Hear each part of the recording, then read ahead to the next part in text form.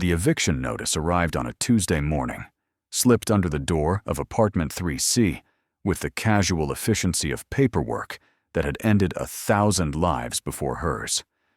Elena Torres picked it up with hands that had learned not to shake anymore, had learned to stay steady even when the world insisted on tilting sideways. 30 days. The words stood out in bold typeface against white paper, clinical and final. Failure to remit payment of $4,800 in arrears constitutes breach of lease agreement. Vacate premises by April 15, 2026, or face legal proceedings. Behind her, in the apartment's only bedroom, 7-year-old Sofia still slept, curled around a stuffed rabbit whose fur had worn thin from years of being held too tightly. The morning light filtering through blinds, Elena couldn't afford to replace cast stripes across her daughter's face, peaceful and unaware that their fourth home in 3 years was about to disappear. Elena was 34 years old, though the mirror suggested something closer to 45. Exhaustion had carved itself into the lines around her eyes, the gray threading through hair she no longer had money to color, the permanent tension in her shoulders from carrying weight that never got lighter.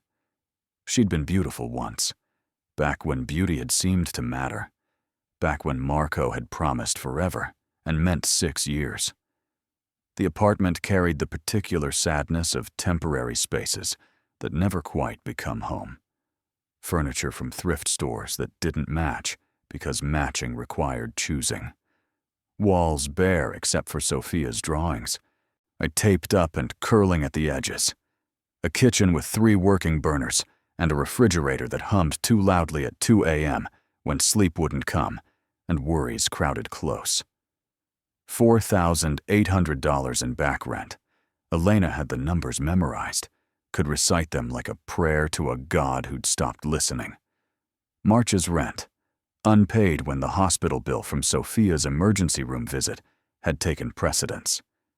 February's rent, delayed when Elena's hours at the diner had been cut from 40 to 25 because the owner's nephew needed a job. January's rent, impossible after the car repair that had cost $900 because you couldn't get to work without a car, and you couldn't pay rent without work. The mathematics of poverty operated with ruthless precision. Every dollar spent meant $3 you couldn't spend elsewhere. Every crisis cannibalized the fragile stability you'd fought to build. Every step forward came attached to invisible strings that yanked you back twice as far.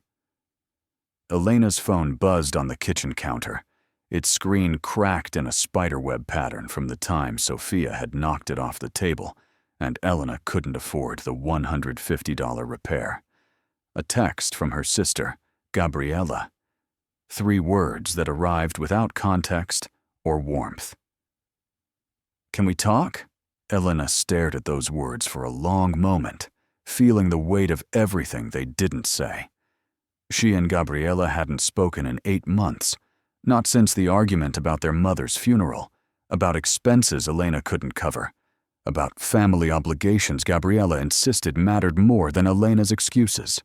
That conversation had ended with accusations Elena couldn't defend against and silences that had stretched into seasons. She typed back with thumbs that wanted to say more than they should. "Now's not a good time." The response came immediately, which meant Gabriella had been waiting, had been holding her phone, anticipating resistance. "It's about Mama, about something she left. You need to know." Elena closed her eyes.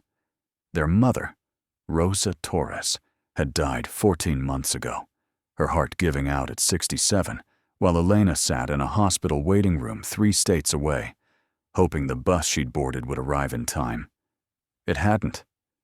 By the time Elena reached the hospice, her mother had been gone 6 hours, and Gabriella's face had already arranged itself into an expression that blamed Elena for being late to this too. Rosa had left nothing, or so Elena had been told. No will, no assets, no inheritance beyond a storage unit full of clothes that smelled like mothballs and disappointment. Elena had helped Gabriella empty that unit, donated what could be donated, threw away what couldn't, and tried to ignore how little physical evidence remained of a woman who'd raised 2 daughters alone, working 3 jobs, promising them both something better. "Whatever it is can wait," Elena typed, but even as she sent the message, she knew it couldn't. Gabriella wouldn't reach out after 8 months of silence unless it mattered, wouldn't reference their mother unless it was serious, wouldn't text at 6:30 a.m. unless whatever she needed to say wouldn't survive being delayed. The phone rang. Gabriella's name flashed on the cracked screen. Elena answered, because not answering meant wondering, and she'd learned that wondering was worse than knowing, even when knowing hurt. "Elena."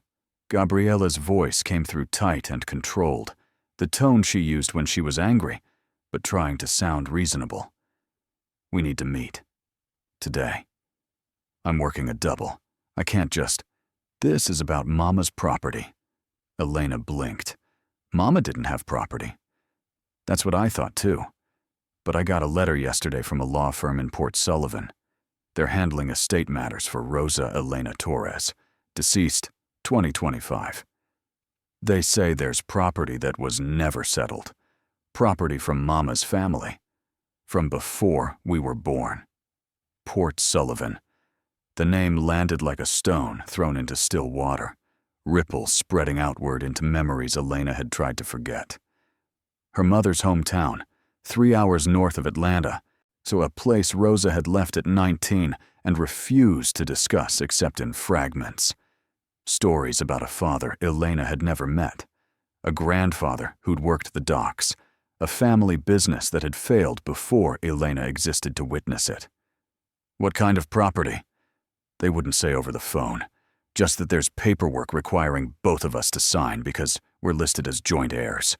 Elena, if Mama had property and never told us... Gabriella's voice cracked slightly, anger bleeding through the careful control. "We need to know what this is." Joint heirs. The phrase caught Elena's attention, snagged on it like fabric on a nail. Not Gabriella alone. Not Elena alone. Both of them. Together. Which meant whatever existed, assuming anything existed, belonged to both sisters equally. Which meant Gabriella couldn't make decisions without Elena's participation, which gave Elena leverage she rarely possessed in conversations with her older sister. "When do they want to meet?" "Tomorrow, 10 a.m. I can pick you up. I have work." "Elena," Gabriella's voice hardened. "You're getting evicted. I saw the notice on your door when I drove by last week. Don't tell me you can't afford to miss one shift."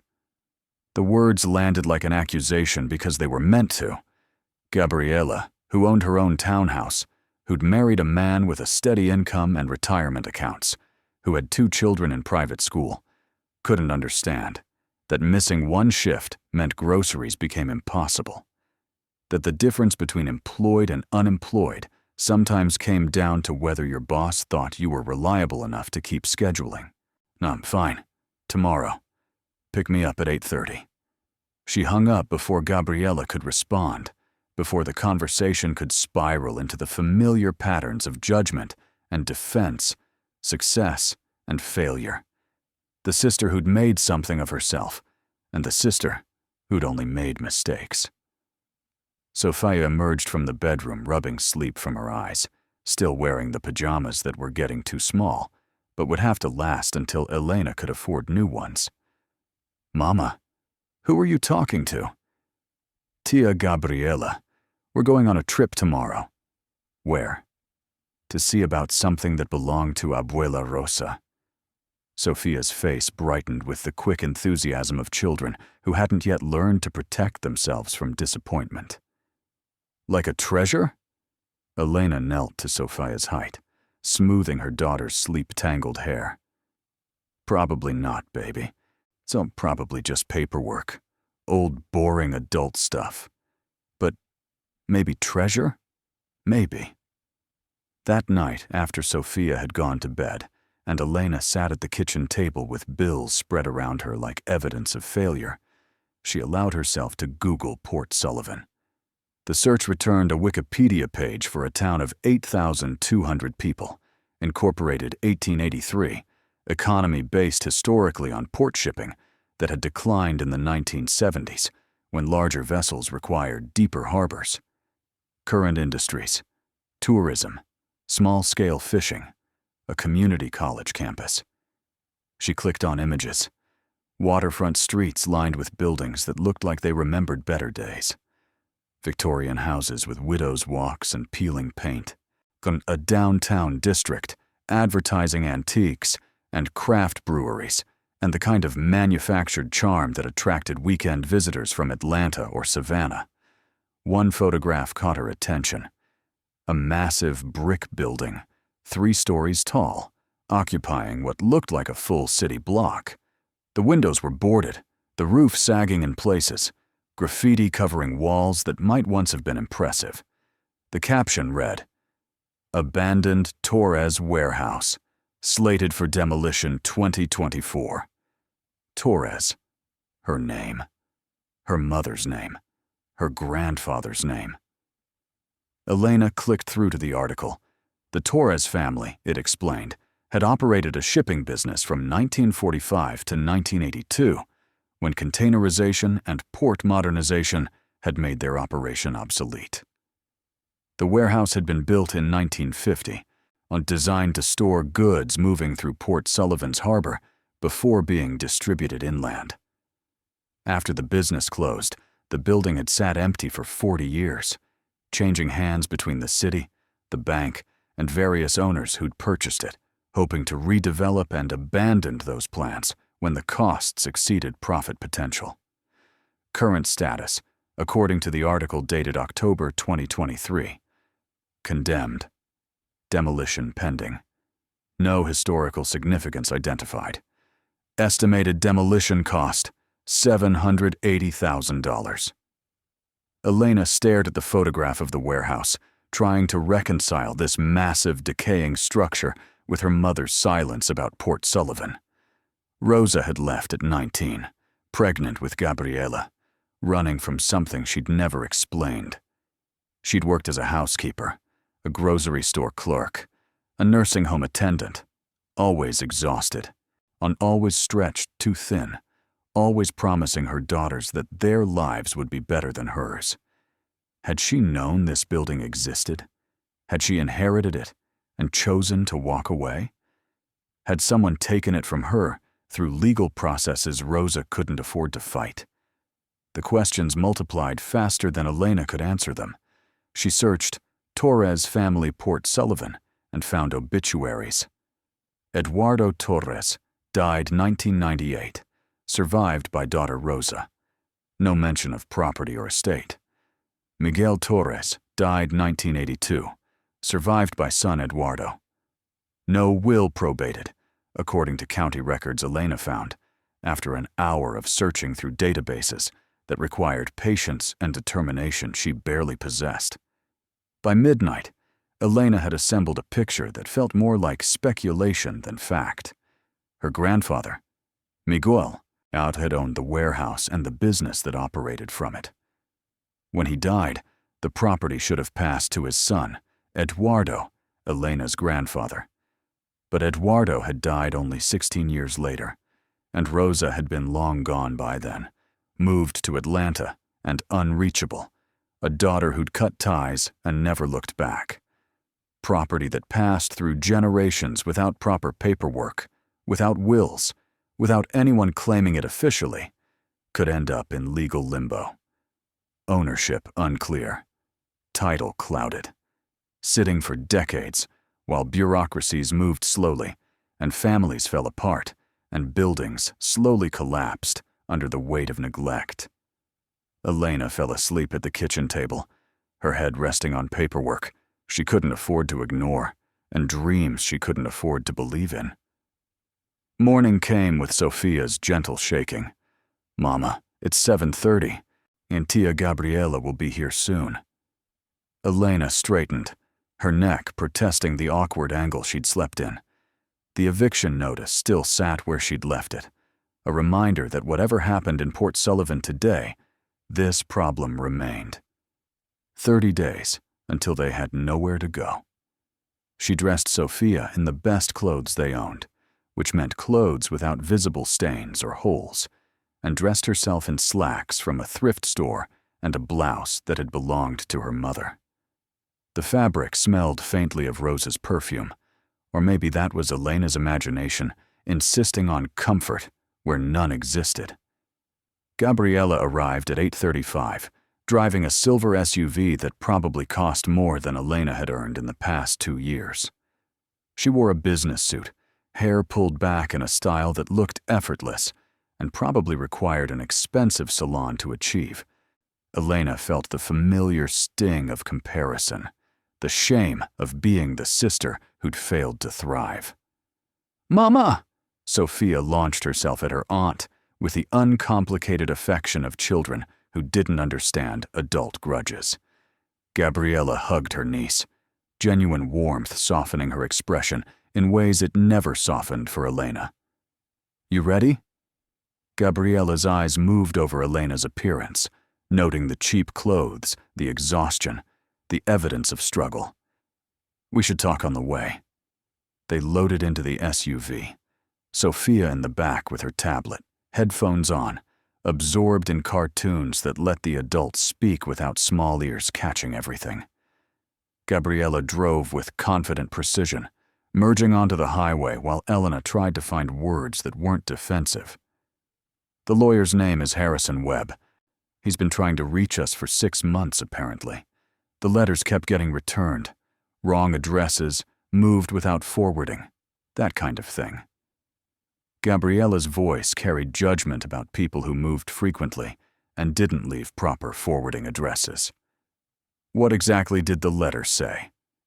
"That Rosa Elena Torres is listed as inheritor of property from the estate of Miguel Torres, her father, and that the estate was never properly probated.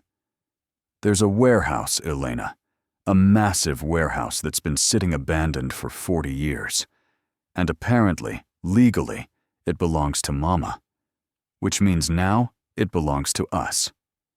I saw the photos. It's condemned, scheduled for demolition." Gabriella's hands tightened on the wheel. "Which means the city wants it gone, which means maybe we can negotiate. Sell it to them. I take whatever money they offer and walk away.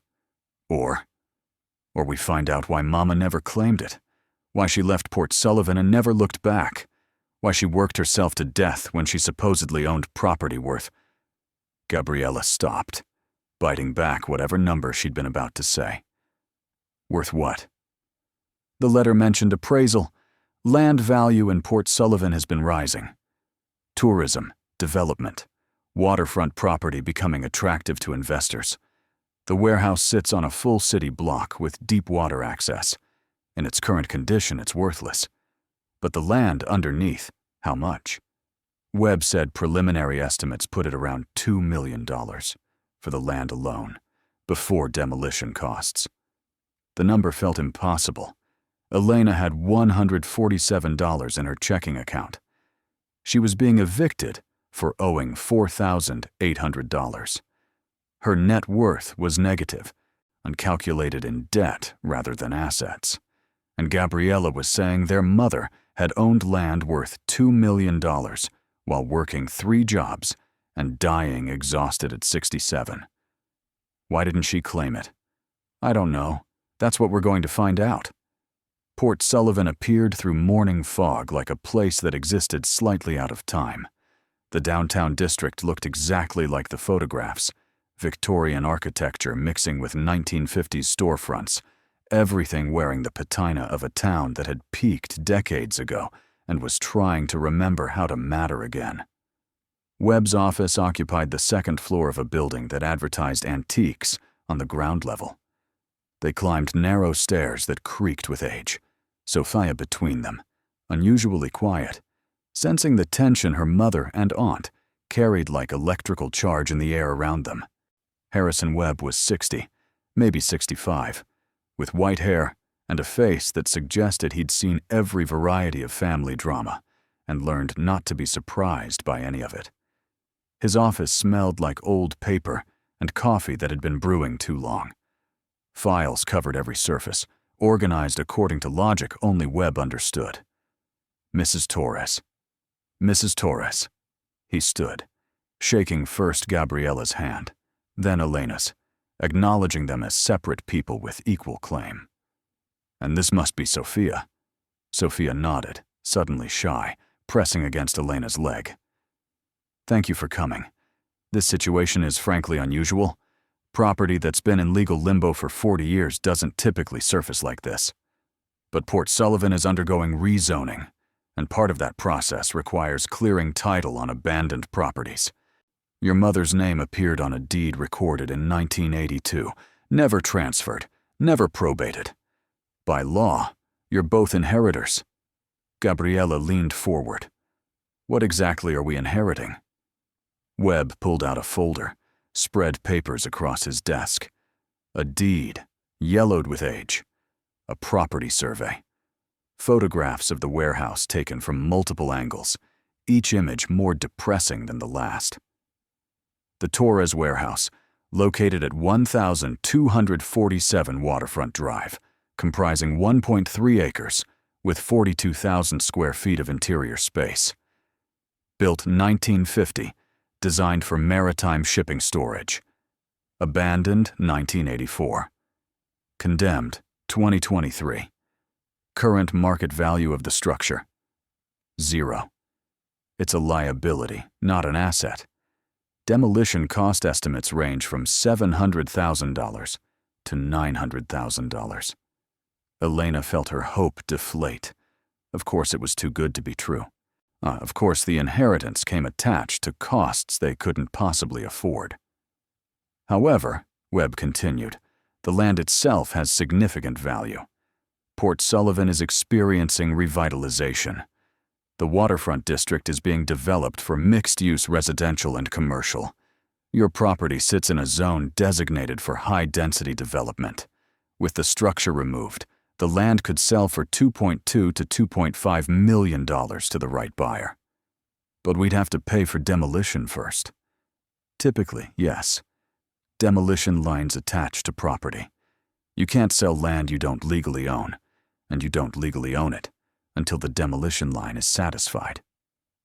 Webb paused, glancing between the sisters. However, there's another option. Gabriella's eyes narrowed. What option? The city wants this property demolished. It's a blight on a district they're trying to develop. They've offered a compromise. If you sign over ownership to the city for $1, they'll handle demolition at their expense, remove the lien, and you walk away clean. No debt, no liability, no ongoing responsibility. For $1, Gabriella's voice was flat. Land worth $2 million, and they want us to sell it for $1. Land encumbered by an $800,000 demolition lien, which you don't have funds to satisfy. Webb's response was gentle, but firm. The math is straightforward. You can't afford to demolish it. You can't sell it with the lien attached. But the city can demolish it, using municipal bonds and eminent domain authority. If you refuse their offer, they'll begin proceedings to seize the property for public benefit, and you'll end up with nothing, plus legal fees. Elena watched Gabriella process this, saw her sister's mind working through options and finding them all inadequate. Gabriella had probably driven up here, imagining a windfall. Money that would pay for her children's college, maybe a vacation home, something that justified their mother's years of struggle. Instead, they were being offered $1 to surrender property they'd never known existed. Can we see it? Elena heard herself ask. Before we decide, can we see the warehouse? Webb looked surprised. There's nothing to see. It's condemned, unsafe. The structure could collapse at any time. I still want to see it. Gabriella turned to stare at her. Why? What does it matter? Because it was Mama's. Because she never told us about it. Because maybe there's a reason she walked away. And I want to know what that reason was before we sign it over for $1. Sofia tugged Elena's sleeve. Can I come too? No, baby. It's not safe. Webb made a call, arranging access with someone at city maintenance who would meet them with keys and liability waivers. You'll need to sign documents acknowledging the risk. If you're injured, the city bears no responsibility. We understand. They left Sofia with Webb's assistant, who produced coloring books and juice boxes with the practiced efficiency of a grandmother. Gabriella drove them to the waterfront, following directions Webb had provided, neither sister speaking, the silence heavy with everything they weren't saying. The warehouse materialized through midday haze like a monument of failure.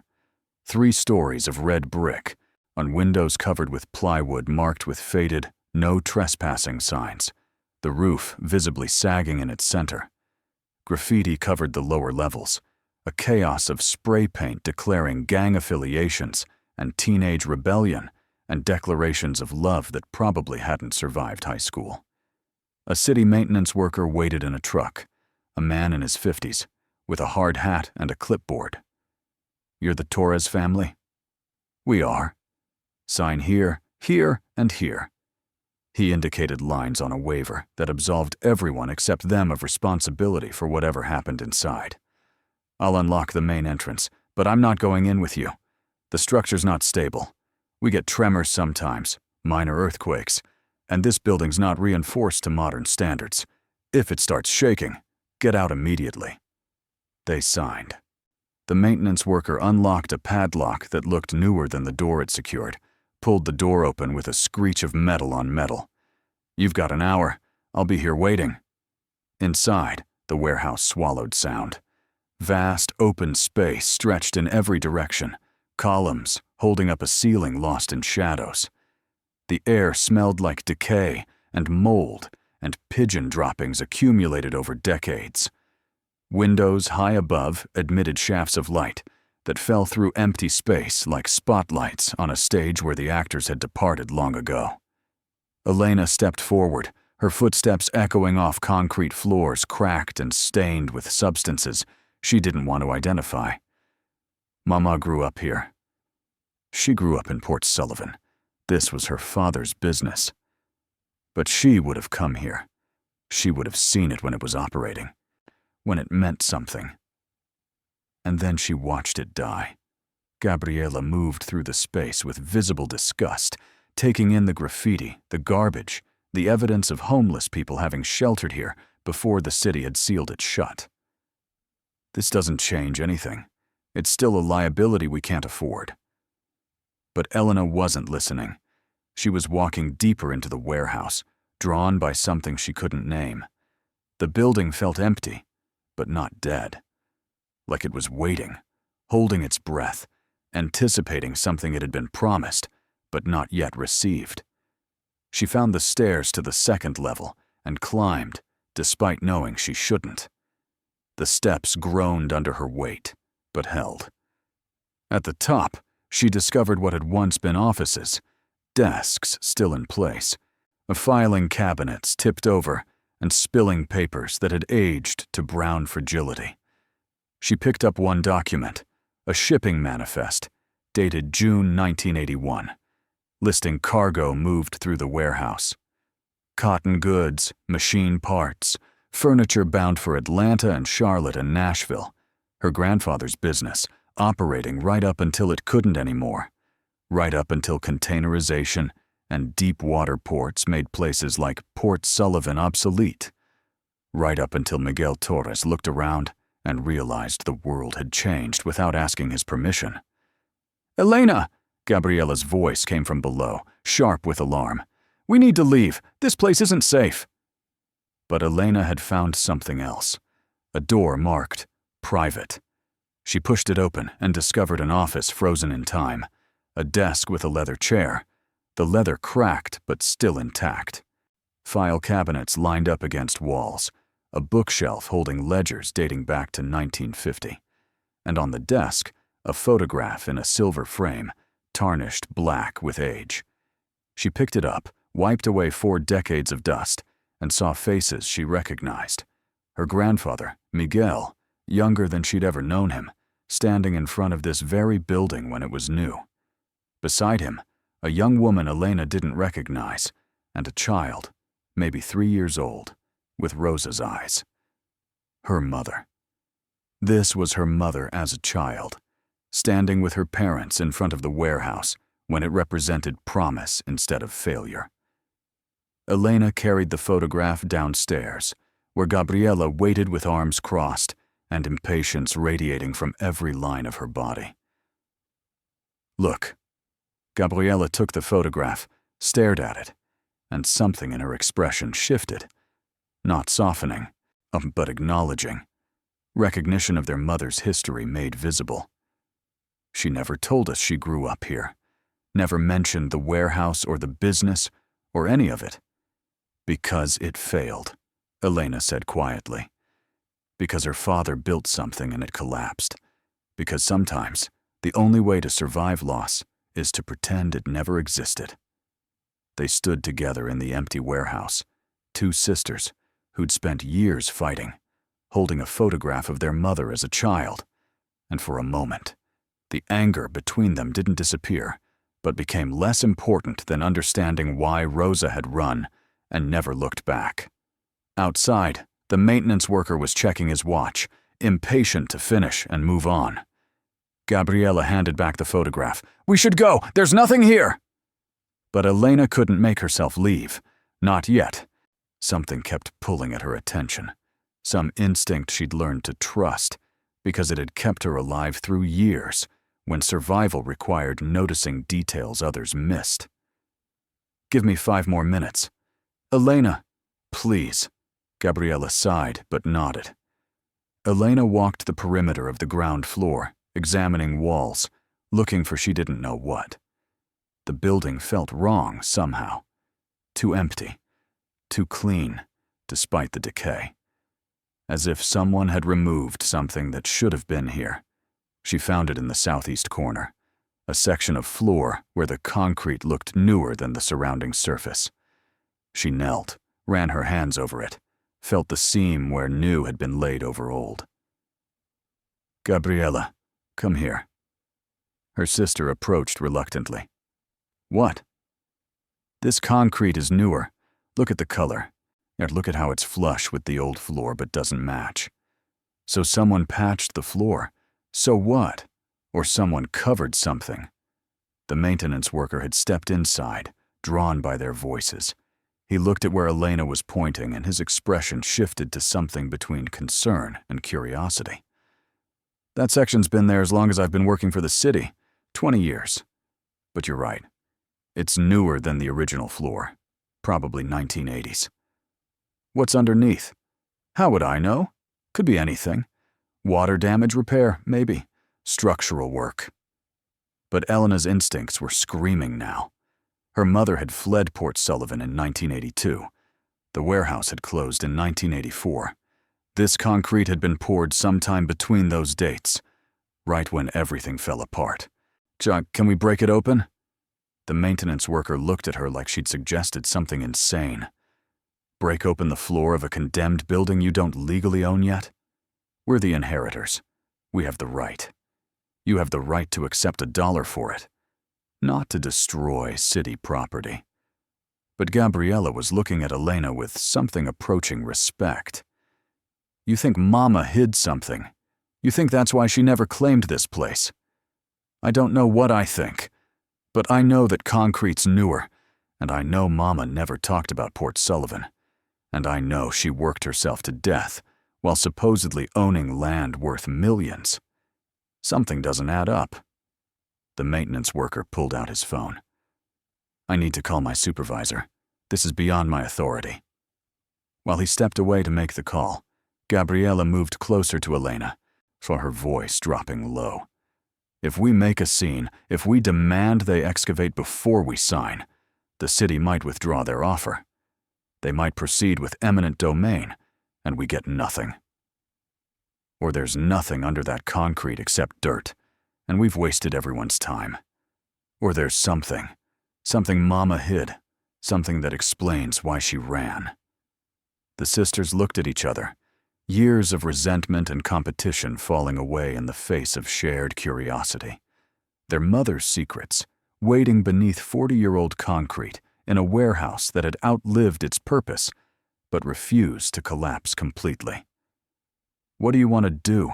Gabriella asked. Elena thought about the eviction notice, about Sofia, about the $147 in her checking account, about all the practical reasons she should sign the papers, take the dollar, and walk away clean from this mess she'd inherited. Then she thought about her mother, working 3 jobs until her heart gave out, about the photograph of Rosa as a child standing in front of this building with hope in her eyes, about women who survived by running and daughters who survived by fighting. "I want to know what's under that concrete, even if it means losing the dollar." The maintenance worker returned. "Supervisor says no.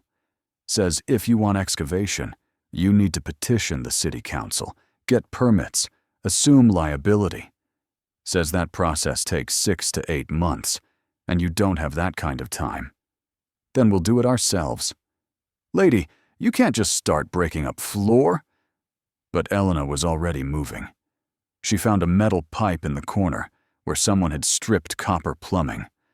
It was heavy, solid, the kind of weight that could break things when swung with determination. "Elena, wait!" Gabriella's voice carried warning. "If there's nothing there, then we sign the papers and sell for $1. But if there is something, if Mama left something hidden, don't you want to know?" She swung the pipe before Gabriella could answer. It connected with the concrete, with a crack that echoed through the empty warehouse. Again. Again. The third blow broke through, revealing darkness underneath. The maintenance worker was shouting about liability and property damage and calling the police. But Elena kept swinging until she'd opened a hole large enough to see through. Inside was a space, a hollow. And inside that hollow, visible in the beam of light from her phone, was a steel box.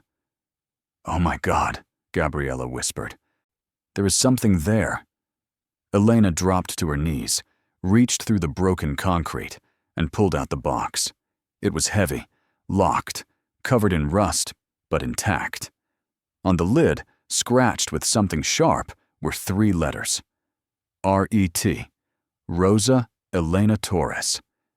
Their mother's initials, their mother's secret, waiting 4 decades to be found. The steel box sat between them like a confession waiting to be spoken.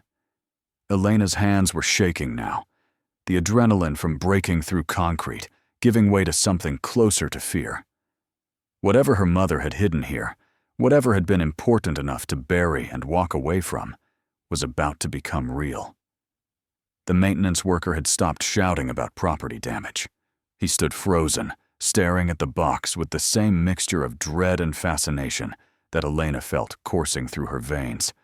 Even Gabriella's anger had transformed into silence, waiting. "We need tools," Elena said, her voice steadier than she felt. "Something to break the lock." The maintenance worker shook himself out of his paralysis. "I've got bolt cutters in the truck. But I'm calling this in. My supervisor needs to know what's happening." "Do what you need to do." Elena's eyes never left the box. "But we're opening this." He left, muttering into his phone about liability and unexpected complications and situations above his pay grade. Gabriella knelt beside Elena, reaching out to touch the rusted metal with tentative fingers. "R-E-T. Mama put this here. She sealed it under concrete and left it." Gabriella's voice carried wonder mixed with hurt. She chose to leave it rather than claim it. Why would she do that? Maybe she couldn't come back, and maybe coming back meant facing something worse than walking away. The maintenance worker returned with bolt cutters and a distinct reluctance to participate in whatever was about to happen. "Supervisor says to document everything. Take photos. If there's anything valuable in there, the city wants proof of provenance before anyone makes claims." Elena took out her phone and photographed the box from every angle. The rusted steel, the scratched initials, the lock that had held for 40 years. Then she positioned the bolt cutters and squeezed with strength she'd developed from years of physical labor that paid too little. The lock resisted, then gave way with a crack that sounded too loud in the empty warehouse. For a long moment, no one moved. The box sat there, unlocked but unopened. Schrodinger's inheritance existing in a state where it could be anything or nothing until someone lifted the lid. Elena's hands reached out, trembling. She opened it. Inside, wrapped in oilcloth that had protected contents from moisture and decay, were documents.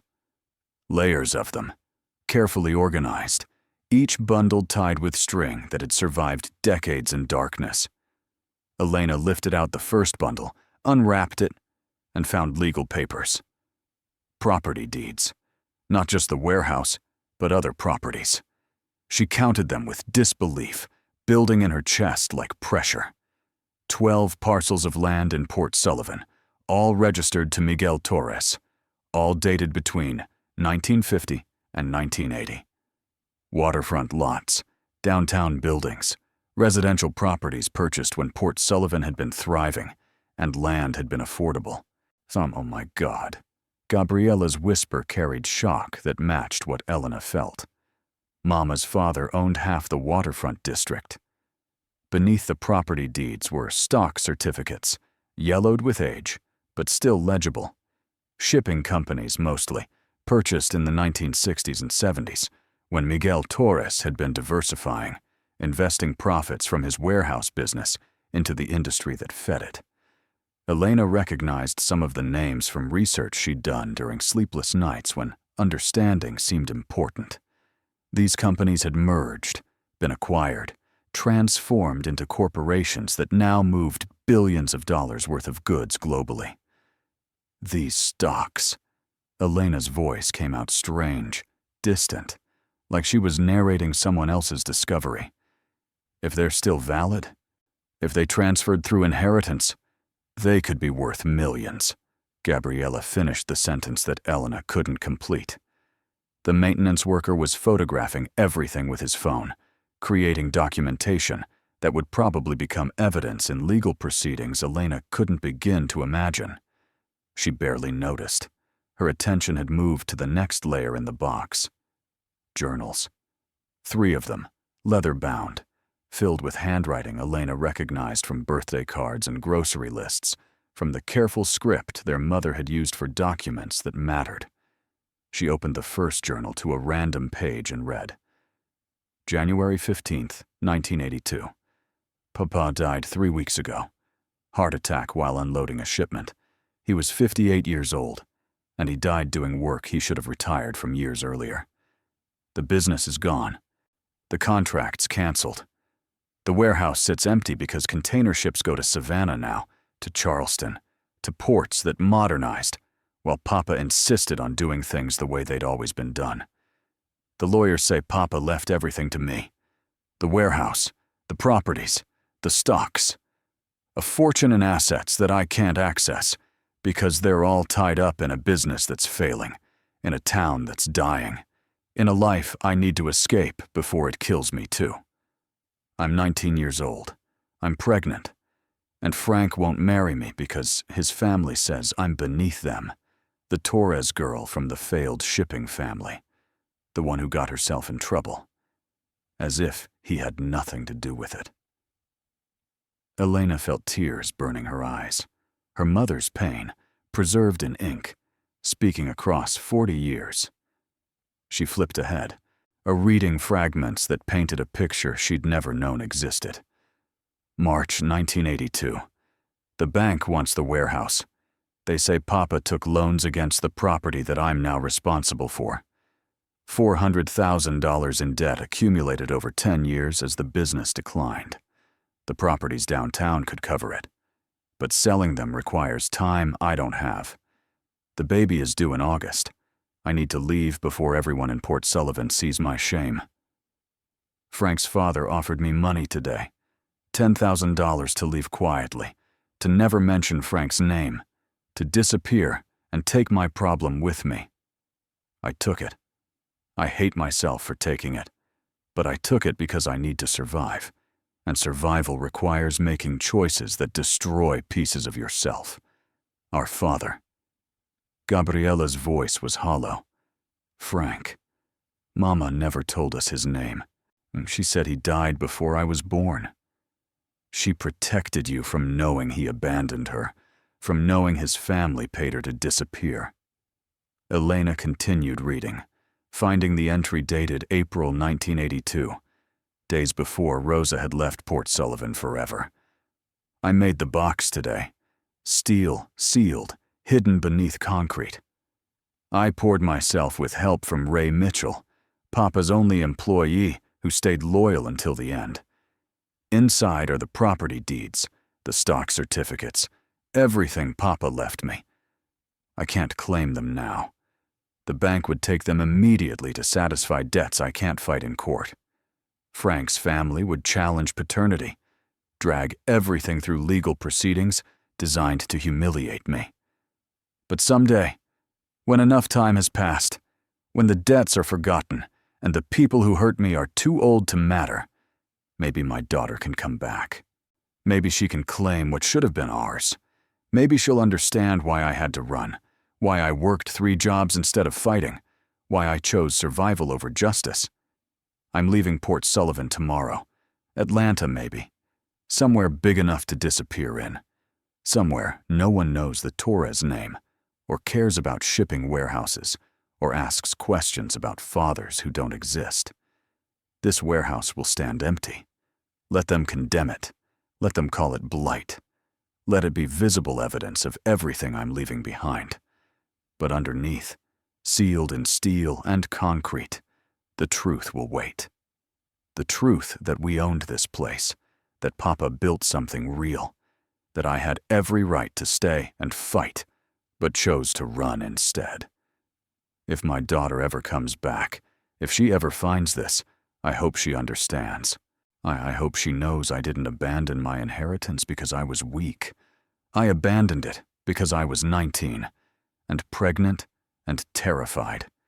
And sometimes, survival means walking away from everything you have the right to claim. The journal entry ended there. Elena closed the book with shaking hands, looked at Gabriella, and saw her own tears reflected in her sister's eyes. She was pregnant with me. She ran because of me. She ran because Frank's family gave her no choice, because Port Sullivan would have destroyed her for being pregnant and unmarried, because she was 19 years old and alone and doing what she had to do to survive. The maintenance worker cleared his throat, breaking the moment. "Ladies, I need to secure this site. My supervisor is on his way." This has become a legal matter that requires documentation and probably law enforcement. We're not leaving. Elena's voice carried steel that surprised her. This is our property. These are our documents, our inheritance. With all respect, ownership is disputed until courts settle it. The city has claims against this property. The bank might have claims dating back 40 years. You can't just take these documents and walk away. But Elena was already carefully repacking the box, her movements deliberate and protective. These belong to my mother. She hid them for her daughters to find. We're not letting anyone take them. Gabriella pulled out her phone. "I'm calling Webb. He needs to know what we found. He needs to advise us on how to protect these assets." While Gabriella spoke to the lawyer in hushed, urgent tones, Elena continued examining the box's contents. Beneath the journals were photographs. Miguel Torres at the warehouse opening, 1950. A younger version standing before the building when it was fresh and new. Rosa as a child, maybe 8 years old, holding her father's hand in front of a downtown storefront. Rosa as a teenager, beautiful and serious, standing on a boat dock with Port Sullivan's harbor stretching behind her. And at the very bottom of the box, in an envelope marked, "For my daughters," a letter. Elena's hands trembled as she opened it. The paper inside was newer than the journals, the handwriting more aged, shakier. This had been written recently. maybe days before Rosa died. Gabriella and Elena, if you're reading this, I'm gone. And if you found the box, you're standing in the warehouse I could never bring myself to face again. But I left Port Sullivan in 1982, pregnant and ashamed, running from a man who wouldn't claim me, and a town that would have destroyed me for being young and foolish enough to believe in promises that meant nothing. I took $10,000 from Frank's father and disappeared, and I never looked back, because looking back would have broken whatever strength I had left. The properties I left behind were worth almost nothing then. The warehouse was failing. The downtown buildings were in a district everyone was abandoning. The stocks were in companies I assumed would collapse as shipping moved to bigger ports. I convinced myself I'd left nothing of value except failure and shame. I was wrong. Over 40 years, I convinced myself that running had been my only choice, that I'd done the right thing by starting over somewhere new, by building a life where no one knew the Torres name, or asked about fathers, or judged me for being alone. I worked 3 jobs because working meant I didn't have time to wonder what I'd left behind. I raised you both with love that hurt sometimes because you reminded me of everything I'd given up. But I was too afraid to go back. Too afraid that claiming my inheritance would mean facing Frank again, dealing with his family's lawyers, proving I had the right to assets they probably assumed I'd forfeited by leaving. Too afraid that fighting would destroy the small stability I'd built. So I left it there, sealed under concrete, waiting for daughters who might be stronger than their mother was. The properties are yours. The stocks are yours. Everything Papa built, everything I inherited and couldn't fight for, it belongs to you now. Sell it. Develop it. Claim the life I should have given you from the beginning. But more than the money or the property, I want you to know why I ran. Not because I was weak, not because I didn't love you, but because sometimes survival means walking away from what's rightfully yours. And sometimes mothers make choices they spend the rest of their lives wondering about. I hope you understand. I hope you forgive me. And I hope you claim everything I was too afraid to fight for. Your mother, Rosa Elena Torres. Elena read the letter twice before passing it to Gabriella. Around them, the empty warehouse felt less like a tomb and more like a time capsule, a message sent forward by a woman who'd run out of time before she could deliver it herself. She wanted us to have this, Gabriella's voice broke. She left it for us, kind hoping we'd find it. And she died before she could tell us where to look. The sound of vehicles arriving pulled them back to the present moment. Through the warehouse's broken windows, Elena could see official trucks parking outside. The city supervisor, probably. Maybe police. Definitely people who would have opinions about 2 sisters standing in a condemned building, holding documents that might be worth millions, claiming inheritance to property that had been scheduled for demolition. Harrison Webb arrived 10 minutes later, moving with surprising speed for a man his age. He burst through the warehouse entrance, took one look at the broken concrete and the steel box, and the documents spread across the floor, and his expression cycled through shock, calculation, and something close to respect. You found something. We found everything. Elena gestured to the deeds, the stocks, the journals. My mother left us an inheritance, and you were about to let us sign it away for $1. Webb had the grace to look embarrassed. I didn't know. The record showed only the warehouse, no indication there were other assets. Because my mother hid them. Because she knew the bank would seize them if she tried to claim them legally. So she sealed them under concrete and walked away, waiting for someone brave enough or desperate enough to break the floor and look underneath. The city supervisor joined them, a woman in her 50s, with sharp eyes and a tablet documenting everything. I'm Catherine Rhodes, Port Sullivan city manager. I understand you've discovered documents related to property ownership. 12 properties, Gabriella said, nor her voice carrying the authority of someone who'd spent years in corporate meetings and wouldn't be intimidated. Plus, stock certificates that could be worth millions if they're still valid. Our mother inherited them from our grandfather in 1982. They've never been claimed, never been probated, and according to these documents, they legally belong to us. Rhodes's expression suggested she was already calculating the political and financial implications of this discovery. Those properties would need to go through probate, title searches, legal verification, possibly challenges from other claimants. Who would challenge? Elena interrupted. Our grandfather had one child, our mother. We're her only children. The inheritance passes directly. After 40 years of abandonment, the city may have claims. Unpaid property taxes, maintenance lines. Document them, add them up. We'll pay what's owed. Gabriella's confidence startled Elena. Her sister was already thinking like someone who had assets to protect. But the properties are ours. Webb was photographing documents with his phone, already building a legal case. The stock certificates alone, if they're still valid, and if they transferred through inheritance properly, could be worth between $15 and $30 million. These shipping companies merged, were acquired by larger corporations. Original shareholders received equity stakes that appreciated significantly. The number hit Elena like a physical blow. $15 to $30 million. She'd been evicted for owing $4,800. She'd fallen asleep at the kitchen table doing math that didn't add up, trying to figure out how to survive on $147. And her mother had left her stocks worth millions. The properties downtown are in the revitalization zone. Rhodes had pulled up maps on her tablet.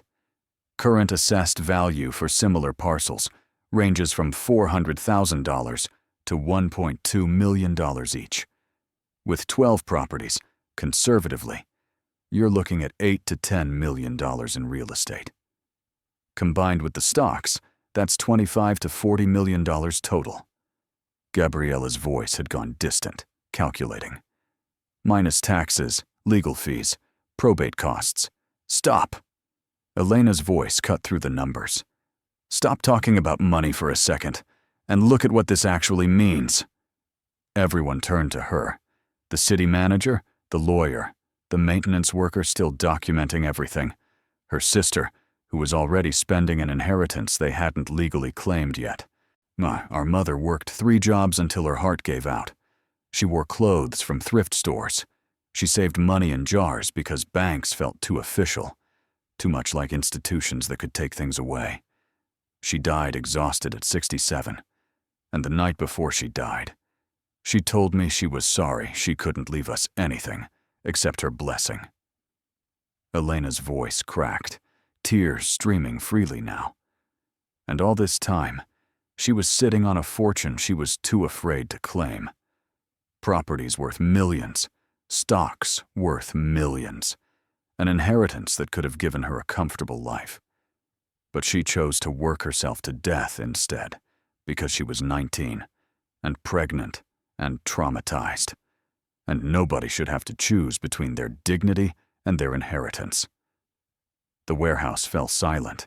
Even Rhodes looked uncomfortable, her professional detachment cracking in the face of Elena's grief. She left this for you. Webb's voice was gentle. She couldn't claim it herself, but she made sure you could. That counts for something. It counts for everything. Gabriella moved to stand beside Elena, putting her arm around her sister's shoulders in a gesture they hadn't shared in years. Mama survived. She raised us, and she left us the tools to build lives she couldn't give us herself. Rhodes cleared her throat. I need to report this discovery to the city council. There will be legal proceedings to establish ownership, authenticate the documents, resolve any competing claims. The process could take months.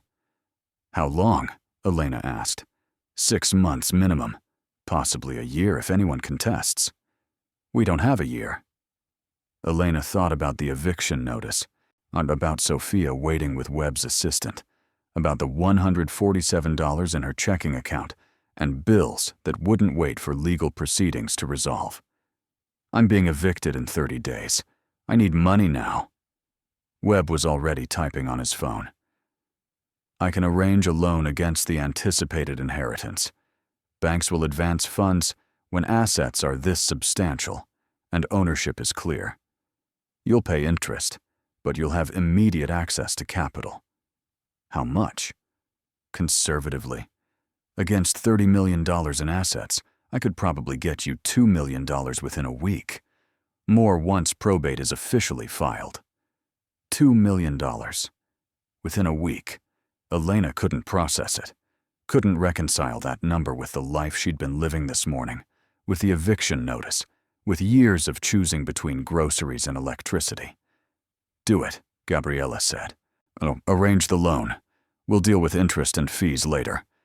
Right now, Elena needs stability, and we need capital to fight for this inheritance. Rhodes was still documenting everything, creating records that would become part of official proceedings. The city's offer still stands. If you want to sell the warehouse property for $1 and let us handle demolition, we won't contest your claim to the other properties. No. Elena's answer came without hesitation. The warehouse stays. It's condemned.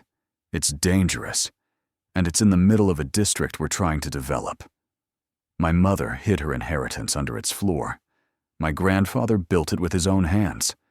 This building is part of our history, and history doesn't get demolished just because it's inconvenient. What do you propose? Elena looked at the warehouse, so at its soaring spaces and broken windows, at graffiti covering walls that had once represented her grandfather's dreams. She thought about her mother running at 19, about working 3 jobs, about dying exhausted while sitting on a fortune she was too traumatized to claim. We restore it. We turn it into something that honors what it was while becoming something new. A community space, maybe, or affordable housing. Something that serves Port Sullivan instead of just serving developers. Rhodes's expression suggested skepticism. Restoration would cost millions. Good thing we're about to have millions. The city manager didn't look convinced, but she nodded. I'll report your decision to the council. But understand, if you can't produce a viable restoration plan with funding secured within 6 months, the city will pursue eminent domain proceedings. Condemned structures can't sit indefinitely, even if the owners have suddenly discovered resources. Understood. After Rhodes left, after the maintenance worker had finished documenting and securing the site, after Webb had left with the steel box and its contents to begin legal proceedings, Elena and Gabriella stood alone in the warehouse. You know we could just take the money and run. Gabriella's voice carried no judgment, just acknowledgement of options. Sell everything, split it, walk away. Let someone else worry about this building. That's what Mama did, and she spent 40 years regretting it. She survived. She survived by giving up pieces of herself until there was nothing left except exhaustion. Elena turned to face her sister. I don't want to spend my life wondering what would have happened if I'd fought instead of running. I want Sofia to grow up knowing her grandmother's story, knowing that sometimes the biggest courage is coming back to face what your parents ran from. Gabriella studied her for a long moment. You're different. Since this morning, since you found the box, something's changed. I stopped being afraid. Elena's voice was steady. I've spent years afraid. Afraid of eviction. Afraid of poverty. Afraid that every choice I make will be the wrong one. But standing here, holding Mama's journals, reading about her running at 19, I realized fear made her small. She could have been extraordinary, but she let fear convince her she deserved less than what was hers. And you won't make the same mistake. I can't afford to, not for me.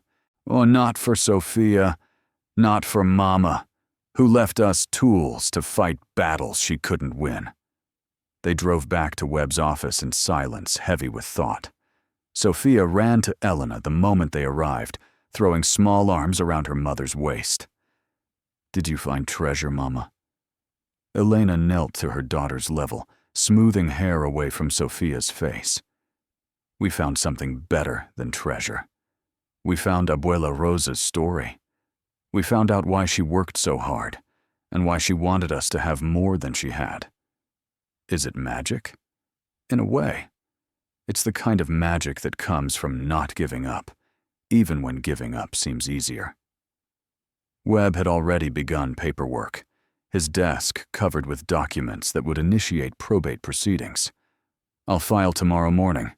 The stock certificates will require verification from each company's transfer agent. The property deeds need title searches. Conservatively, I'd estimate 3 to 4 months before you can access the full inheritance. And the loan? I've contacted 3 banks. With assets of this magnitude, you should have offers by end of week. I'd recommend accepting the most favorable terms and using those funds to secure housing, legal representation, and initial capital for whatever you decide to do with the properties." Gabriella pulled out her phone. "I'm going to call David. Tell him what we found. He'll want to know." While Gabriella stepped away to call her husband, Elena sat with Sofia in Webb's waiting room. Through the window, she could see Port Sullivan's downtown district, the historic buildings mixing with newer development, a town caught between honoring its past and chasing its future. "Mama?" Sofia's voice was small and uncertain. "Are we still being evicted?" The question pierced Elena's heart. 7 years old, and already Sofia had learned to worry about housing security, to ask if home would disappear again. "No, baby. We're not being evicted. We're going to stay. And you're going to have your own room and your own bed, and you'll never have to worry about moving again." Promise? Elena thought about promises, about how her mother had promised to take care of everything, and then died before fulfilling that promise, about Marco promising forever and meaning 6 years, about how promises were fragile things that broke easily under pressure. But she also thought about the steel box sealed under concrete, about documents preserved for 40 years, about a mother who'd hidden treasure specifically so her daughters could find it, so about promises kept in unusual ways, delivered late, but delivered nonetheless. "Promise." Webb returned with papers for them to sign, authorizing him to represent their interests in probate proceedings. "One more thing. I should tell you, there's someone who'll probably contest this inheritance. Frank Whitmore." Gabriella had returned from her phone call. She went very still. "Our father. He never acknowledged paternity, but he's a prominent figure in Port Sullivan. Owns Whitmore Development, the company that's been buying up waterfront property for the revitalization project. When he learns the Torres properties are in play, properties he's been trying to acquire for years, he'll challenge your claim." "On what grounds?" Elena's voice was cold. "He abandoned my mother. His family paid her to disappear, and he has no legal connection to us. He'll argue that Rosa abandoned the inheritance, that 40 years of non-claim constitutes forfeiture, that the properties should revert to the city or be sold at auction where he can purchase them. He won't win. The law is clear about inheritance rights, but he'll make noise. He'll drag proceedings out. Let him try." Gabriella's jaw set with determination. "If he wants a fight, we'll give him one. We have Mama's journals documenting exactly why she left. We have proof his family paid her off. If he pushes this, we'll make sure all of Port Sullivan knows what kind of man he is." Webb looked impressed. "That's the attitude you'll need, because Frank Whitmore doesn't lose gracefully. And he's not going to accept that Rosa's daughters inherited properties he's spent years positioning himself to acquire." "Good." Elena surprised herself with how much she meant it. "I want him to know. I want him to see exactly what he lost when he paid my mother to disappear. I want him to understand that walking away from us was the biggest mistake of his life." They left Webb's office with copies of documents and plans to return in 3 days when initial loan offers would arrive. Gabriella drove them back to Atlanta, the sisters talking more freely than they had in years, making plans, imagining possibilities. "You'll need to move," Gabriella said. "You can stay with us while you're waiting for the loan to process. David won't mind. The kids will love having Sofia around." "Are you sure?" "Elena, so we're about to inherit tens of millions of dollars. Yes, I'm sure you can stay in my guest room for a few weeks." The absurdity of it hit them both at once. This morning, Elena had been facing eviction with $147 in her checking account. Tonight, she was making plans to access $2 million within a week and eventually inherit $30 million. The whiplash was disorienting, impossible to process. "What will you do?" Elena asked. "With your half?" Gabriella was quiet for a long moment. "I don't know.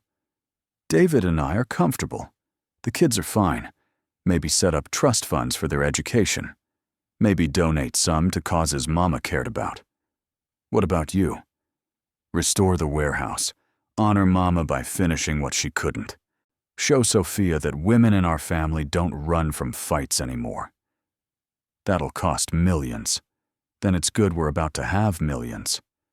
They drove through darkness, Atlanta's lights appearing on the horizon like promises of civilization after hours in a small town that time had tried to forget. Sofia slept in the back seat, exhausted from a day whose significance she couldn't understand, but would someday recognize as the day everything changed. Elena's phone buzzed, a text from an unknown number. "This is Catherine Rhodes, city manager. I spoke with the council tonight. They're interested in your restoration proposal for the warehouse. Call me tomorrow. We should talk about possibilities." Elena showed the text to Gabriella. "That was fast. They know we have leverage now. Properties they wanted to condemn are suddenly owned by people with resources to fight them. They're trying to negotiate before we become problems. Let them negotiate. We'll listen. But we're not giving up the warehouse. You really think you can restore it? Make it something functional again?" Elena thought about the vast empty spaces, the soaring ceilings, the bones of a building that had survived 40 years of neglect through nothing more than stubborn refusal to collapse. Mama hid treasure there. She sealed her history under concrete and trusted that someday someone would care enough to break through and find it. The least I can do is honor that trust by making sure the building doesn't just survive, it thrives. You sound like her, like Mama when she was determined about something. Good, because determination is what she left us when she didn't leave money, and now we have both. They pulled into Gabriella's driveway after midnight. The house was dark, except for porch lights David had left on. He met them at the door, hugging Gabriella, then Elena, welcoming them without questions or judgment. "Gabriella told me what you found. I'm sorry about your mother, but I'm glad she left you something to fight for." Elena carried sleeping Sofia to the guest room, tucked her daughter into sheets that smelled like fabric softener and security. She sat on the edge of the bed for a long time, watching Sofia breathe, thinking about how close they'd come to having nothing, to being erased by poverty and eviction, and the casual cruelty of systems designed to punish struggling instead of support it. Tomorrow, she'd call Rhodes. She'd start planning warehouse restoration. She'd begin the process of transforming inheritance into legacy, of proving that women who'd been dismissed and abandoned and forced to run could come back and claim everything they'd been denied. But tonight, she let herself sit in the darkness with her sleeping daughter and feel something she hadn't felt in years. Hope. The loan approval came through on Thursday morning, exactly 5 days after Elena had broken through concrete and discovered her mother's secrets. Webb called at 8:15 a.m., his voice carrying satisfaction, that suggested he'd fought hard to get favorable terms. First National offered $2.5 million at 4.2% interest, secured against the stock certificates alone. They'll wire funds today if you can sign paperwork by noon. Elena stood in Gabriella's kitchen, phone pressed to her ear, trying to comprehend that by lunch she'd have access to more money than she'd earned in her entire life. Today, they've verified the stock certificates are legitimate. Their analysts estimate conservative value at $22 million after the companies merged and were acquired. Even accounting for probate delays and potential challenges, they're comfortable advancing $2.5 million immediately. What do I need to do? Come to my office, bring identification, sign documents. The wire will process within 2 hours. Elena looked down at Sofia, who was eating cereal at Gabriella's kitchen table, legs swinging, humming a song from school.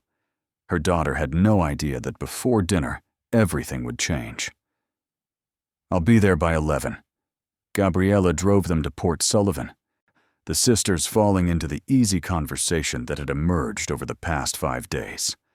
They'd spent hours going through Rosa's journals together, reading about their mother's struggles, her fears, her desperate hope that someday her daughters would find what she'd hidden and understand why she'd run. The journals had revealed details that filled gaps in stories they'd been told. How Rosa had worked at a diner in Atlanta, saving every dollar while pregnant with Gabriella.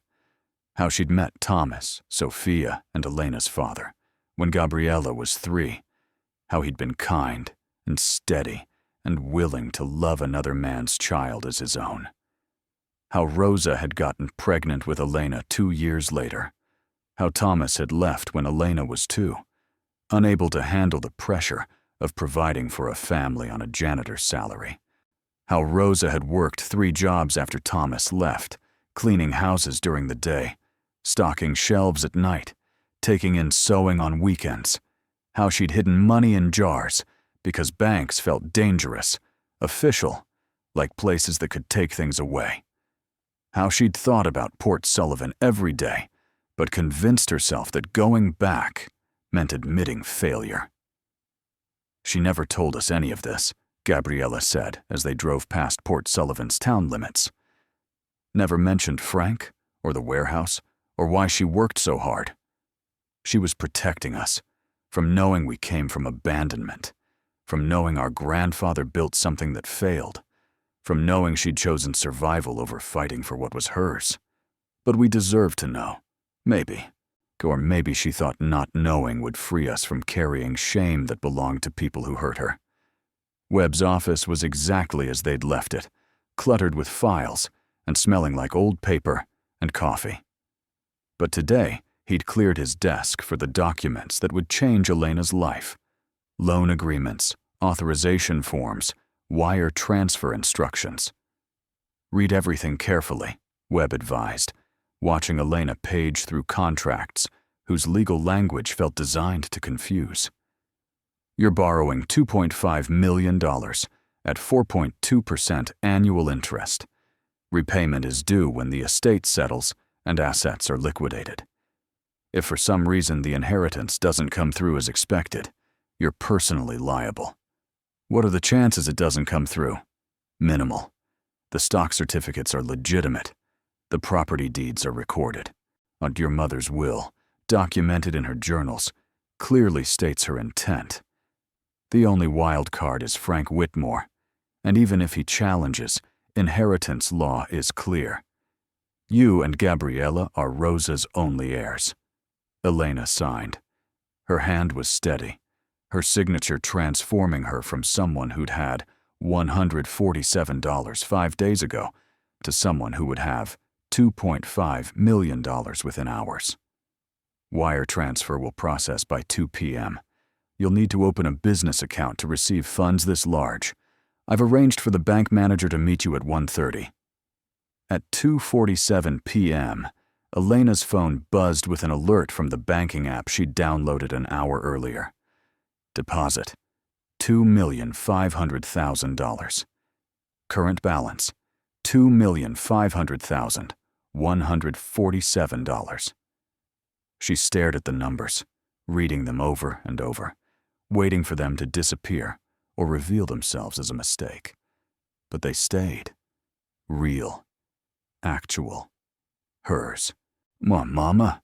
Sofia tugged her sleeve. They were sitting in the bank lobby, waiting while Gabriela met with investment advisors about managing her portion of the inheritance. Why are you crying? Because Abuela Rosa took care of us. Even after she died, she made sure we'd be okay. That night, Elena paid off every debt she owed. The $4,800 in back rent, transferred electronically to a landlord who'd evicted her 6 days earlier. The $23,000 in credit card debt, accumulated from emergencies and groceries and trying to survive. The $8,400 in medical bills from Sofia's pneumonia. The $900 car repair she'd been making payments on for 8 months. She watched balances zero out, accounts close, so collections agencies mark her file as paid in full. Each transaction felt like shedding weight she'd carried so long, she'd forgotten what it felt like to stand upright. Then she opened a new account, Sofia's future fund, and transferred $500,000 into it, earmarked for college, opportunities, dreams her daughter shouldn't have to sacrifice because money was tight. By midnight, she'd spent $538,100 of her $2.5 million. The rest sat waiting, potential energy ready to transform into whatever she decided mattered most. The call from her former landlord came the next morning. His voice carried the careful courtesy of someone who'd realized he'd made a mistake. Ms. Torres, I received your payment. I wanted to apologize for the eviction. If circumstances have improved, we'd be happy to have you back. I could waive the security deposit, offer you a better unit. No, thank you. I'm moving to Port Sullivan. Port Sullivan? That's quite a change. It's where my family is from, where I should have been all along. She hung up before he could respond, feeling vindication settle warm in her chest. He'd evicted her without mercy, dismissed her explanations about delayed paychecks and unexpected bills. Now he wanted her back because money made her valuable. The irony wasn't lost on her. Similar calls came throughout the week. The diner where she'd worked called offering her manager position with benefits. The welfare office called to inform her that her assistance application had been denied due to assets exceeding poverty thresholds. Her sister-in-law, Marco's new wife, called asking if Sofia might like to spend time with her half-siblings, suddenly interested in family connection now that Elena wasn't desperately poor. Elena declined them all with polite firmness. She didn't want positions offered from pity or greed. She wanted what she'd always wanted, to build something lasting, something that honored her mother's sacrifice while creating opportunities Rosa never had. The confrontation with Frank Whitmore happened on a Tuesday, 2 weeks after the discovery. Elena was meeting with Catherine Rhodes and a structural engineer at the warehouse, discussing restoration possibilities, when a silver Mercedes pulled up outside. The man who emerged was 67, tall, still handsome, in the way wealthy men stay handsome through expensive health care and leisure time for exercise. His suit probably cost more than Elena had earned in 6 months at the diner. Frank Whitmore walked into the warehouse like he owned it, which Elena supposed he'd probably assumed he would, eventually. His expression when he saw her shifted from confidence to calculation. You must be Elena Torres. I am. And you must be the man who paid my mother $10,000 to disappear. Rhodes and the engineer suddenly found reasons to examine the far end of the warehouse, giving them privacy for a conversation that was clearly going to be uncomfortable. Frank's jaw tightened. I was 22 years old. My father handled the situation. The situation? You mean my sister. The baby you created and then paid to pretend didn't exist. I did what my family expected. Rosa understood. Rosa was 19 and pregnant and terrified, and she didn't understand anything except that the man who'd promised to marry her had decided she wasn't worth the social embarrassment.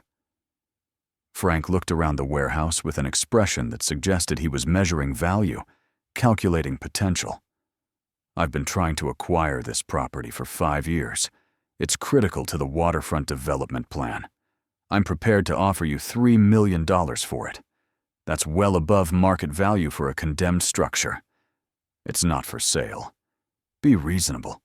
You can't possibly want to keep this place. It's falling apart, dangerous, a liability. Take the money. Walk away.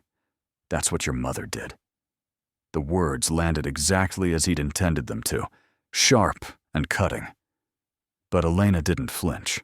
She'd spent 2 weeks reading her mother's journals, understanding Rosa's choices, respecting the courage it took to run when fighting felt impossible. My mother was 19, alone, and betrayed by everyone who should have protected her. She ran because staying would have destroyed her. I'm 34, I have resources, and I'm not running from anything, especially not from a man who's spent 48 years pretending his firstborn daughter doesn't exist. Gabriella is your daughter who you abandoned, your daughter who grew up without a father because you chose your family's approval over your own child. Frank's composure cracked slightly. I've built a successful business. I've contributed to this community. I've created jobs, developed properties, helped Port Sullivan recover from economic decline.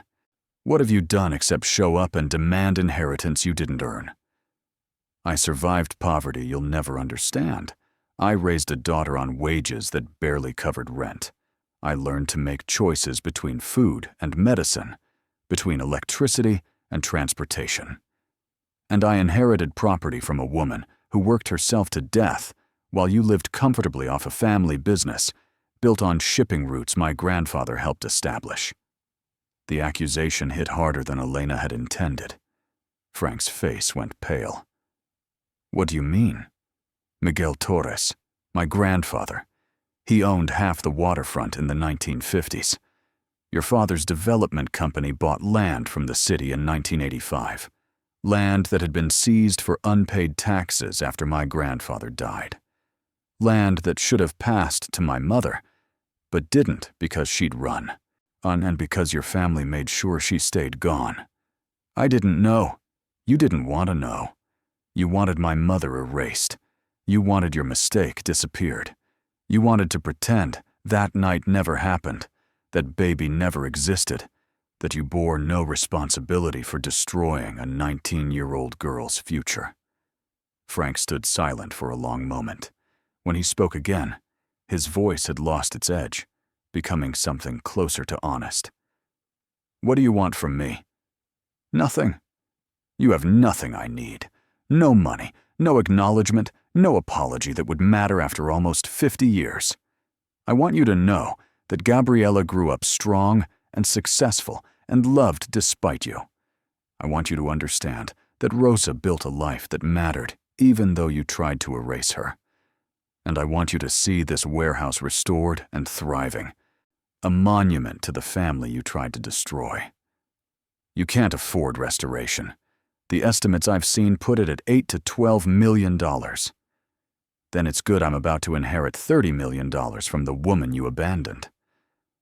Elena walked away before he could respond, joining Rhodes and the engineer, who'd been pretending not to listen. Behind her, she heard Frank's footsteps as he left, his Mercedes starting, driving away. That was intense, Rhodes said quietly. That was necessary. Over the next 3 months, Elena transformed from struggling single mother to woman with purpose. She hired architects who specialized in historic restoration. She consulted with community organizers about Port Sullivan's needs. She reviewed proposals from contractors who promised they could stabilize the structure while honoring its history. Although the warehouse restoration became her obsession in the best possible way. She spent hours on site, watching workers shore up walls and replace rotted beams and install systems that would make the building functional for modern use while preserving its character. She met with city council members, persuading them that restored warehouse could anchor waterfront development instead of hampering it.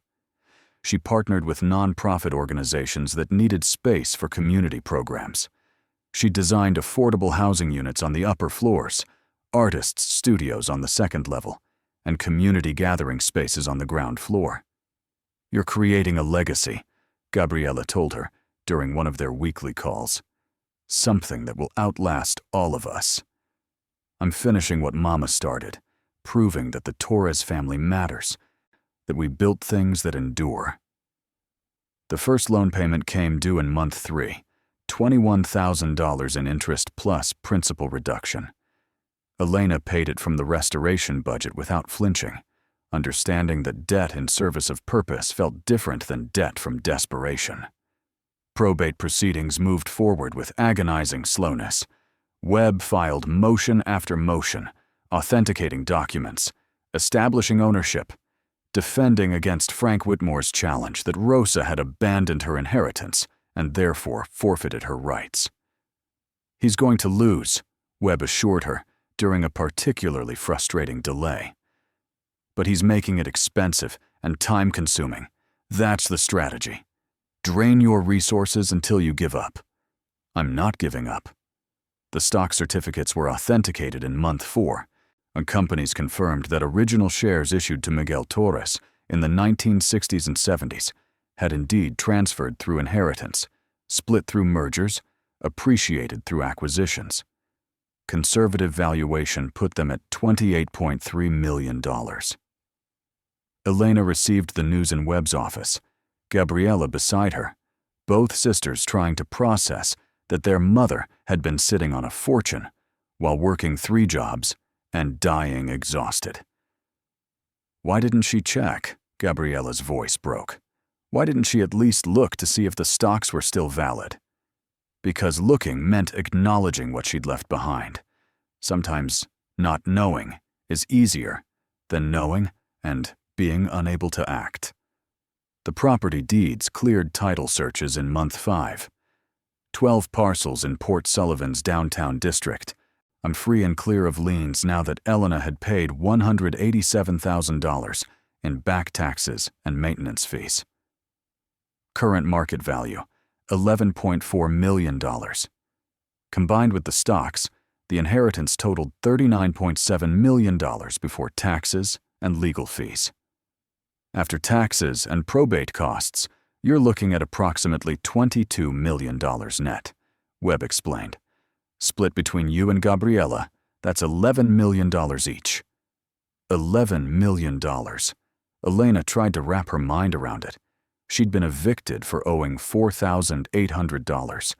Now she was worth $11 million. "I want to establish a foundation," she told Webb. "The Rosa Torres Foundation, dedicated to helping single mothers access education, housing, childcare, everything Mama needed but couldn't get." That's a beautiful tribute. It's practical. Mama worked herself to death because systems failed her. See, I want to build systems that don't fail women like her. The warehouse restoration completed in month 7, 2 weeks ahead of schedule and $400,000 under budget. The opening ceremony drew 300 people, Port Sullivan residents curious about the building that had sat abandoned for 40 years and was now transformed into something vibrant. Elena stood on the newly restored loading dock, looking out at faces that represented her mother's hometown, her grandfather's legacy, her daughter's future. Sofia stood beside her, 7 years old, and wearing a new dress bought without checking the price tag, without calculating whether they could afford it. "Thank you all for coming," Elena began, her voice steady despite nerves. "This building was built in 1950 by my grandfather, Miguel Torres. For 30 years, and it served Port Sullivan as a warehouse, a business, a source of jobs and economic activity.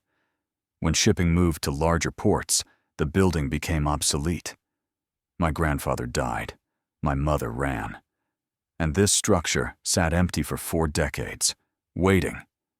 My mother, Rosa Elena Torres, could have claimed this building and the properties my grandfather left her. But she was 19, pregnant, and betrayed by people who should have protected her. She chose survival over fighting. She worked 3 jobs instead of hiring lawyers. She died exhausted, believing she'd left her daughters nothing except her blessing. But she had left us something. She sealed her inheritance under concrete, trusting that someday someone would care enough to break through and find it.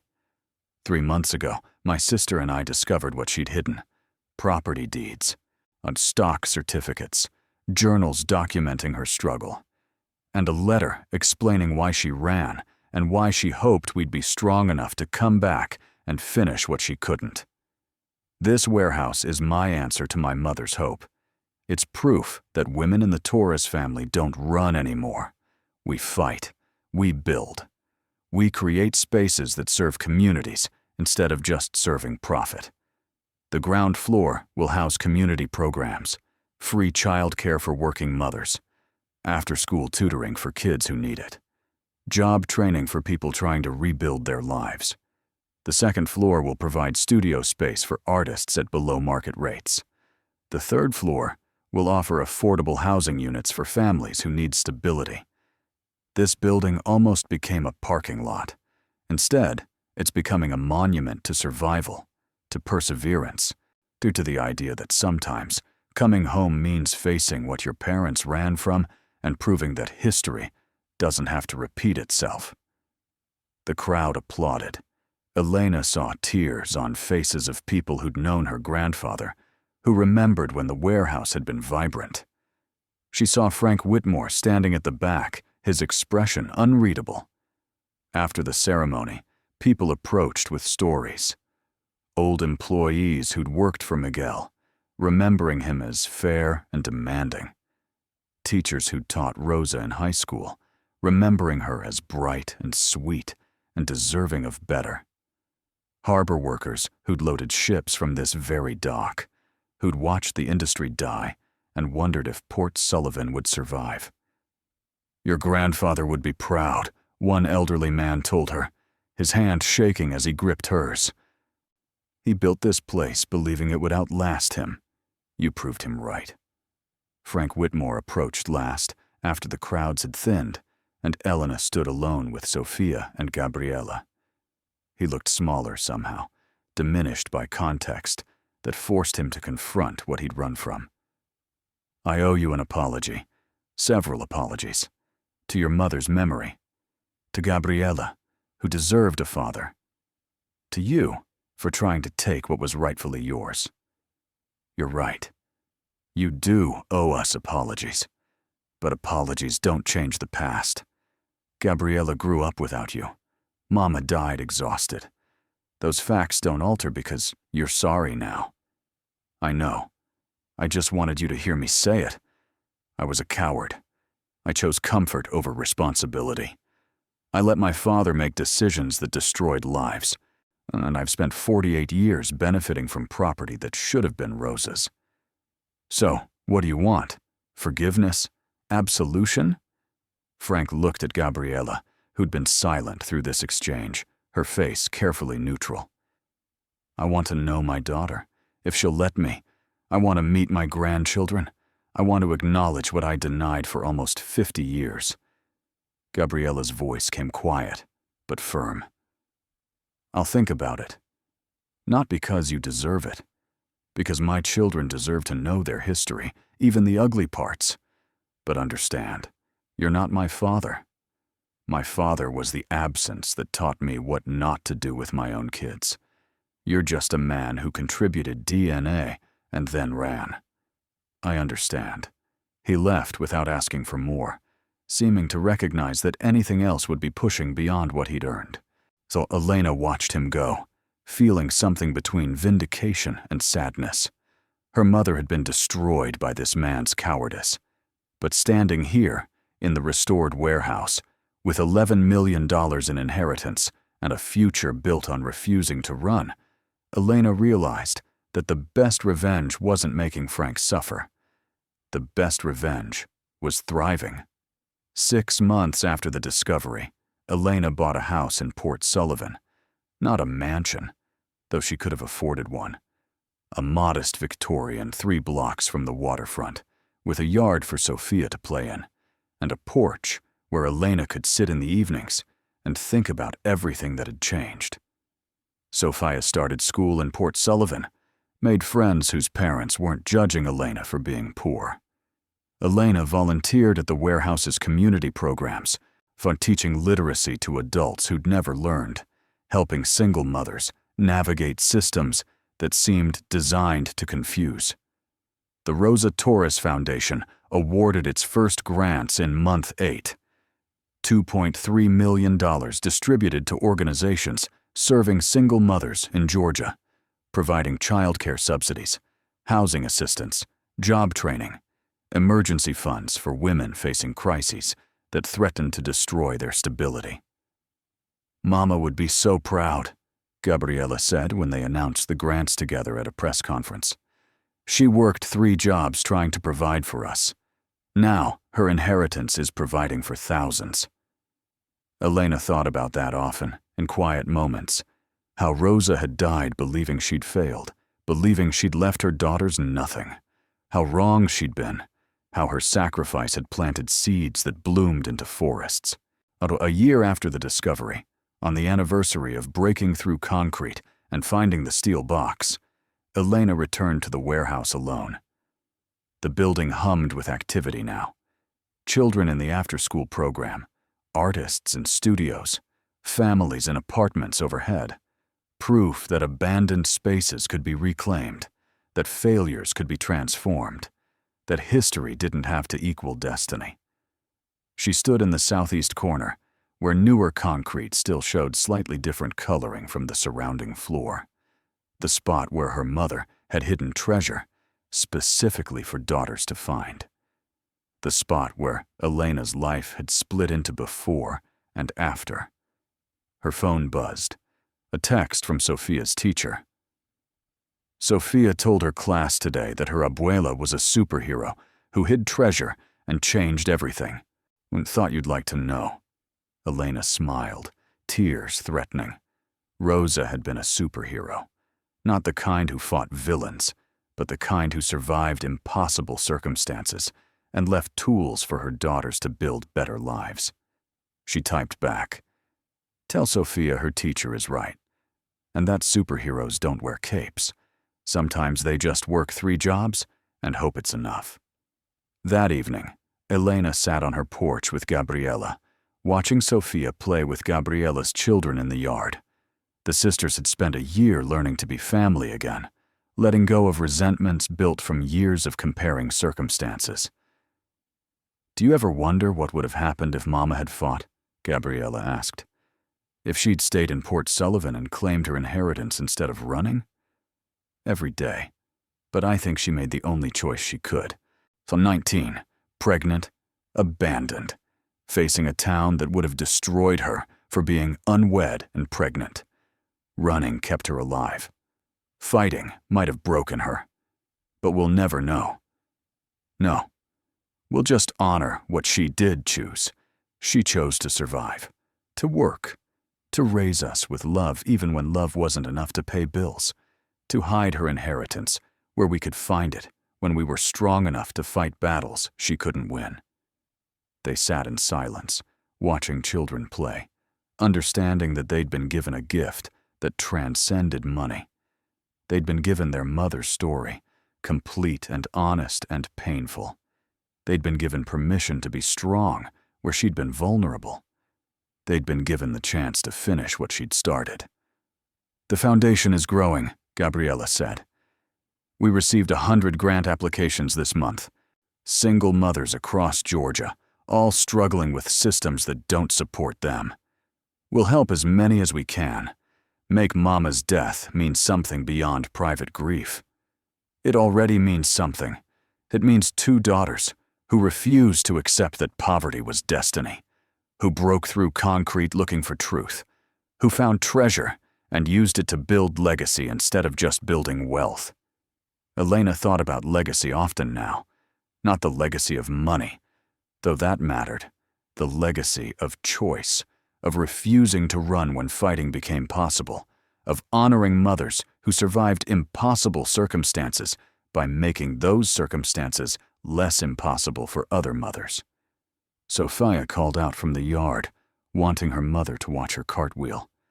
Elena stood, walked down the porch steps, applauded her daughter's gymnastics with enthusiasm that came from knowing Sofia would grow up with opportunities Rosa never had, with security Elena had fought for, with a future built on refusing to accept that struggle equaled destiny.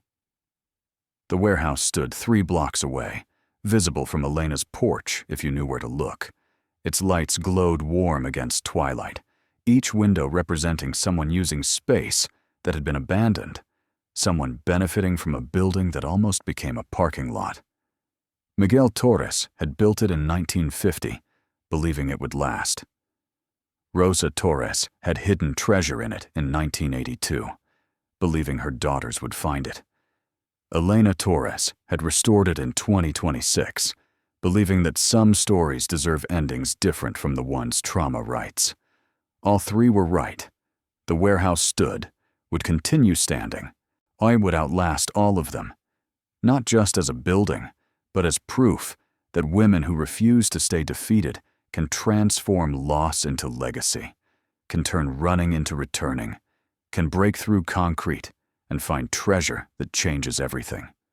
Elena sat back down on the porch, watching Sofia play, feeling Gabriela's presence beside her, thinking about Rosa, who'd worked 3 jobs and died exhausted, and still managed to save her daughters by hiding hope under concrete and trusting they'd be brave enough to break through.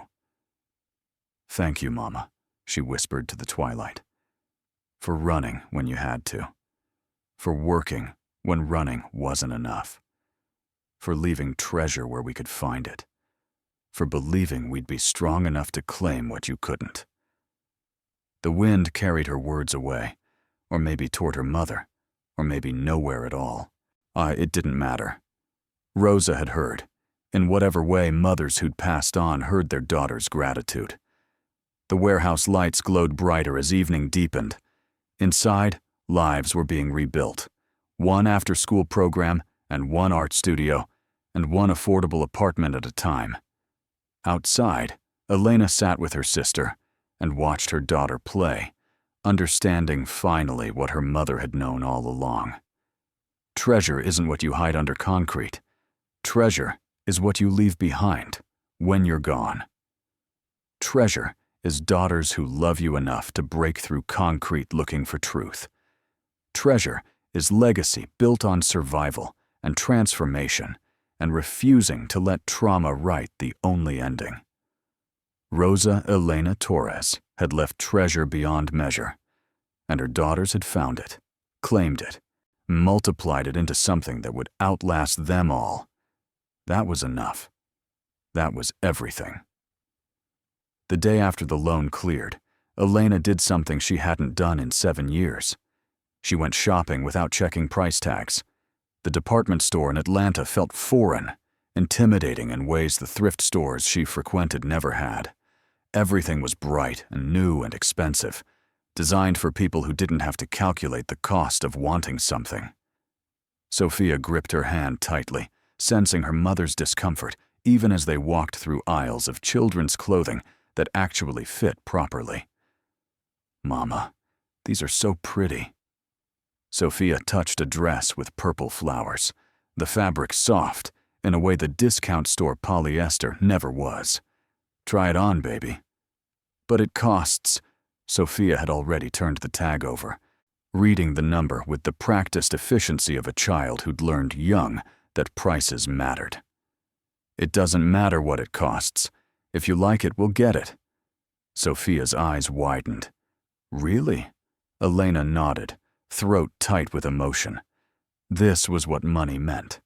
Not mansions or luxury cars, but the ability to tell your 7-year-old daughter that she could have a dress she liked without it meaning another bill went unpaid. They left with 6 outfits for Sofia 3 pairs of shoes, and a winter coat that would actually keep her warm instead of just being the best they could afford. The total came to $847. Elena handed over her new credit card without flinching, without the spike of anxiety that usually accompanied spending, without wondering how she'd make minimum payments next month. "Thank you, Mama." Sofia hugged her tightly in the parking lot. "I've never had so many new things. You deserve new things. You always deserved them." That night, Elena couldn't sleep. She lay in Gabriella's guest room, staring at the ceiling, thinking about all the time Sofia had gone without because money was tight. The school field trips Elena couldn't afford, the birthday parties where the gift came from dollar stores, because that was all the budget allowed. The Christmas where Elena had cried alone after Sofia went to bed because she could only afford 3 small presents. Her phone glowed in the darkness. 2:37 a.m. She opened her banking app, still disbelieving that the balance was real. $2,461,253. After paying off debts and shopping for Sofia, this was what remained. More money than she'd earn in 20 lifetimes working at the diner. She thought about calling her mother's voicemail, the one she'd kept active for 14 months after Rosa died, paying $5 monthly just to hear her mother's voice saying, "Leave a message, I'll call you back." But she'd finally canceled it last month, accepting that Rosa wasn't calling back, that holding on to the recording was holding on to grief that needed releasing. Now she wished she hadn't. She wanted to tell her mother, "I found it. I found what you hid.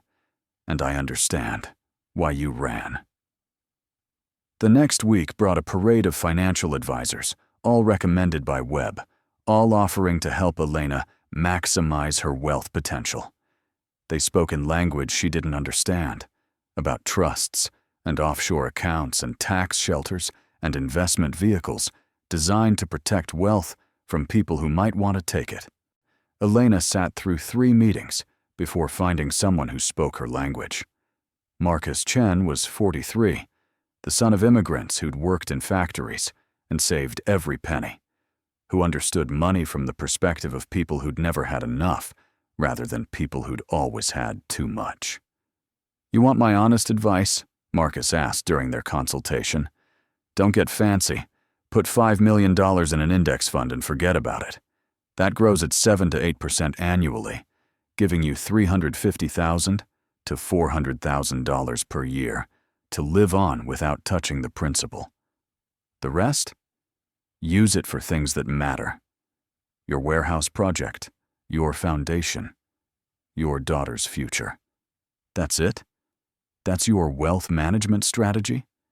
You don't need complicated strategies. You need security and purpose.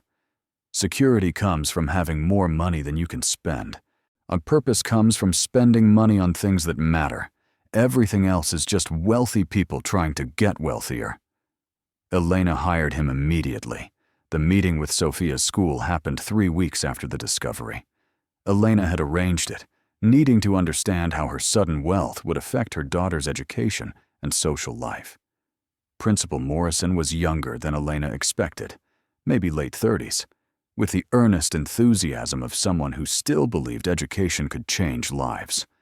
Her office was decorated with student artwork and motivational posters that read things like, "Dream big and every child matters." "Ms. Torres, thank you for coming in. Sofia's teachers wanted me to speak with you about some concerns." Elena's stomach dropped. Is Sofia in trouble? Not trouble, exactly, but she's been talking at school about money. Significant amounts of money, and some parents have expressed concern about the stories she's telling. What stories? Morrison pulled out a folder containing drawings Sofia had made, colorful pictures of a warehouse, a steel box, piles of gold coins that Sofia had imagined, despite Elena never mentioning the stocks. One drawing showed a woman labeled Abuela Rosa hiding treasure under the ground. Another showed Elena and Sofia in a mansion, though they'd bought a modest Victorian. Sofia told her class that her grandmother was secretly rich and left them millions of dollars. That they found treasure hidden in an old building. That they're going to build a castle. Not a castle, a restored warehouse with community programs. Morrison's expression shifted. So the stories are true. The inheritance is real. The treasure was real. My mother did hide assets that we discovered. But Sofia is 7 and processing this in the way children process things, with imagination that turns facts into fairy tales. Some parents think Sofia is lying, making up stories to seem important. Elena felt anger spark hot in her chest. Let me be clear. 3 weeks ago, I was being evicted for owing $4,800 in back rent. I worked at a diner for $8.50 per hour, plus tips that averaged $40 per shift. Sofia wore hand-me-downs and ate generic cereal and learned to apologize for needing things because we couldn't afford them. Then we discovered my mother left us an inheritance worth $39 million, property and stocks hidden for 40 years. My daughter isn't lying. She's telling her truth the only way a 7-year-old knows how. Morrison was quiet for a long moment. I owe you and Sofia an apology. We assumed her stories were fantasy because they seemed too extraordinary to be real. Her stories are extraordinary, but that doesn't make them lies. How can we support her? This must be an overwhelming transition. Elena thought about Sofia waking up at night, asking if the money was still real, if they'd have to move again, if everything would disappear the way stability always had before. She needs consistency, normal routine. She doesn't need to be treated differently because we have money now. She just needs to be treated like a child who's experienced trauma and is learning that security might actually last. Morrison nodded. We can do that. The first grant recipient from the Elena Torres Foundation was a woman named Jennifer Martinez. She was 28, mother of 2, working overnight shifts at a warehouse, while her children stayed with her mother, who was too old to keep watching them, but did it anyway, because childcare cost more than Jennifer earned. Elena met her at a coffee shop in suburban Atlanta, wanting to understand the impact of what the foundation was trying to do. Jennifer arrived looking exhausted, wearing scrubs from the warehouse job, carrying herself with the particular wariness of someone who'd learned that offers of help usually came with strings attached. Ms. Torres, I don't understand why your foundation chose me. There are people worse off. There are people in different circumstances, not worse. And your application showed someone working 60 hours per week, trying to provide for children while earning wages that keep you just below the poverty line. That's exactly who we're trying to help. The grant is for $15,000? Yes, designed to cover 6 months of quality childcare so you can transition to day shift work, which pays better and lets you see your children during waking hours. Plus, $3,000 for emergency expenses, because we found that most financial crises stem from not having $3,000 available when car repairs or medical bills arise. Jennifer's eyes filled with tears. I work so hard. I do everything right. But it's never enough. Daycare costs $1,200 monthly per child. I make $2,800 per month. The math doesn't work. I know. I lived that math for years. My mother lived it her entire life. The foundation exists to fix math that doesn't work, to give women breathing room to build stability instead of just surviving crisis to crisis. Why? Why would you do this for strangers? Elena thought about Rosa, about working 3 jobs, about dying exhausted while sitting on a fortune she was too traumatized to claim. Because my mother couldn't. Because someone should have done this for her. Because women working 60-hour weeks while their children sleep shouldn't be normal, shouldn't be acceptable, shouldn't be something we just accept as the cost of being poor. Jennifer wiped her eyes. When I saw the foundation's mission, when I read about your mother, I cried. Because I saw myself. I saw my fear that I'll die exhausted, and my children will grow up thinking working yourself to death is what love looks like. It's not. Love looks like fighting systems that make working yourself to death necessary. Love looks like using resources to help others escape what you barely survived. They talked for 2 hours. Jennifer described her dreams of becoming a nurse, dreams she'd abandoned because nursing school required time she couldn't afford to give up work. She described her children, 8 and 5, who barely knew their mother because her schedule meant she was always sleeping when they were awake. When they parted, Jennifer hugged Elena tightly.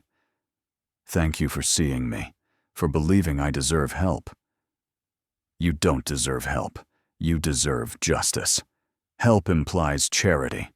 Justice acknowledges that systems are broken and need fixing." The confrontation with Marco happened a month after the inheritance became public knowledge. He showed up at Gabriella's house unannounced, driving a car Elena didn't recognize, wearing confidence he hadn't earned. She opened the door to find him standing there with flowers, as if flowers could compensate for 6 years of minimal child support and forgotten birthdays. "Elena, you look different." "I'm not poor anymore. That's what's different." Marco flinched. "I heard about your inheritance. I wanted to talk about Sofia." "You've had 7 years to talk about Sofia. You're here now because money makes me worth talking to." "That's not fair. I've been trying to do better." "You've been trying to avoid consequences. There's a difference." Elena hadn't invited him in, kept herself positioned in the doorway, preventing entry. Behind her, she could hear Sofia playing with Gabriella's children, unaware that her father was here, likely unaware he existed in any meaningful way. "I want to be part of Sofia's life. Now that circumstances have improved, maybe we could renegotiate custody arrangements." The audacity of it stole Elena's breath. "Renegotiate custody? You haven't seen Sofia in 14 months. You've paid child support exactly 3 times this year. You missed her 7th birthday. You don't get to renegotiate anything." "I made mistakes, but I'm her father. I have rights. You have responsibilities you've ignored. Rights come from meeting responsibilities." Marco's expression hardened. "You can't keep my daughter from me just because you're rich now." "I'm not keeping her from you.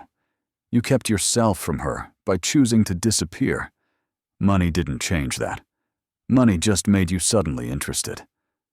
"I'll get a lawyer." "Good. Get a lawyer. Explain to them why you've paid $2,400 in child support over 7 years, while owing $14,000.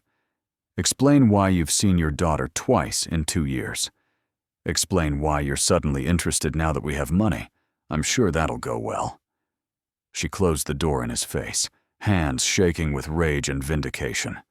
Through the window, she watched him stand there for a full minute before walking back to his car and driving away. Sofia appeared beside her. "Who was at the door?" "Nobody important, baby." "It looked like the man from the pictures, the one you said was my dad." Elena knelt to Sofia's level. "It was. But being someone's biological father and being their dad are different things. Dads show up. Dads stay. That man hasn't done either. I don't need him. I have you. You have me always. Money doesn't change that. No, nothing changes that."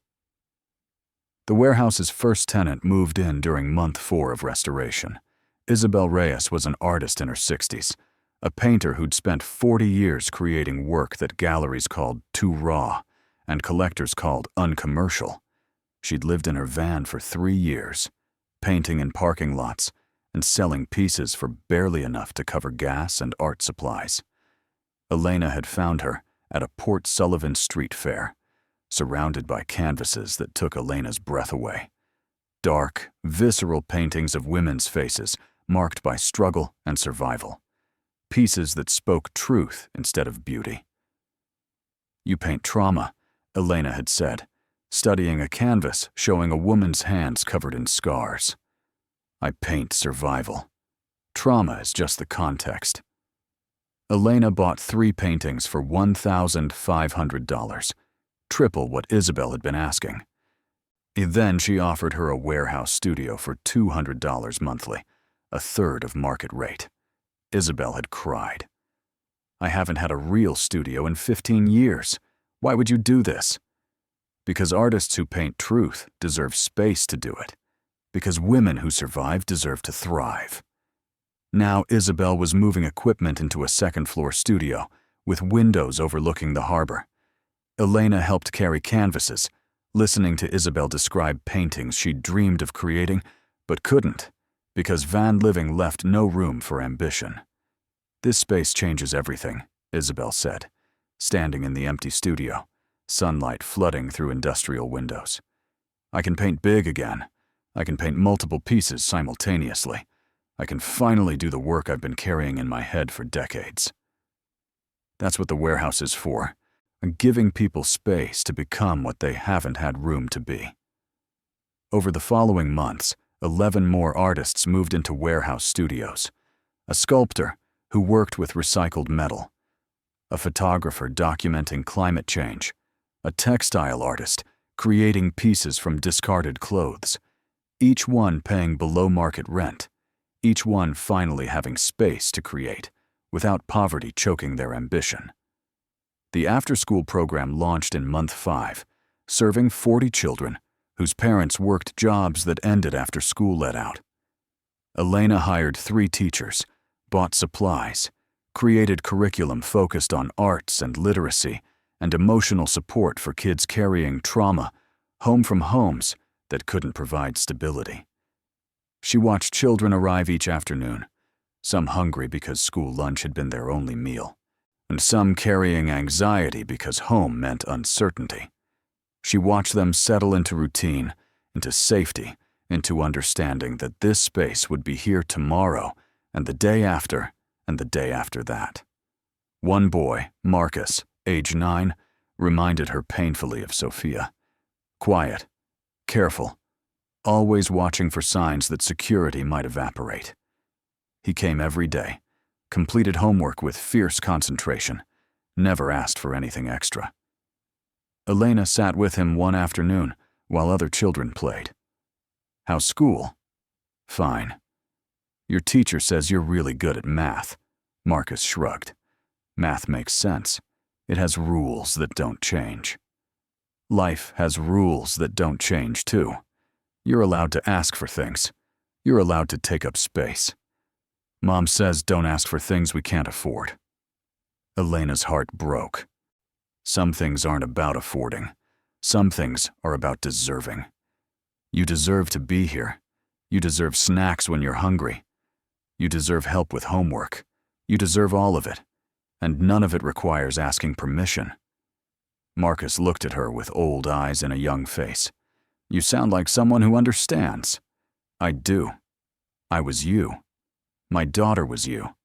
We're not anymore. And that's what this place is for.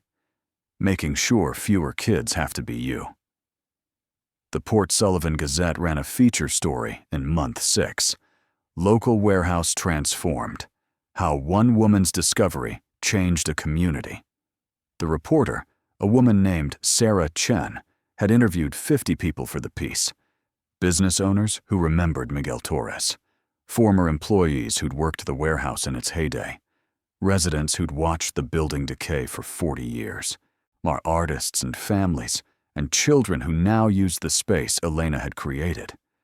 The article opened with Elena's story, but quickly became about more than one woman's inheritance. It became about Port Sullivan's revival, about how investment in people, rather than just property, could transform communities.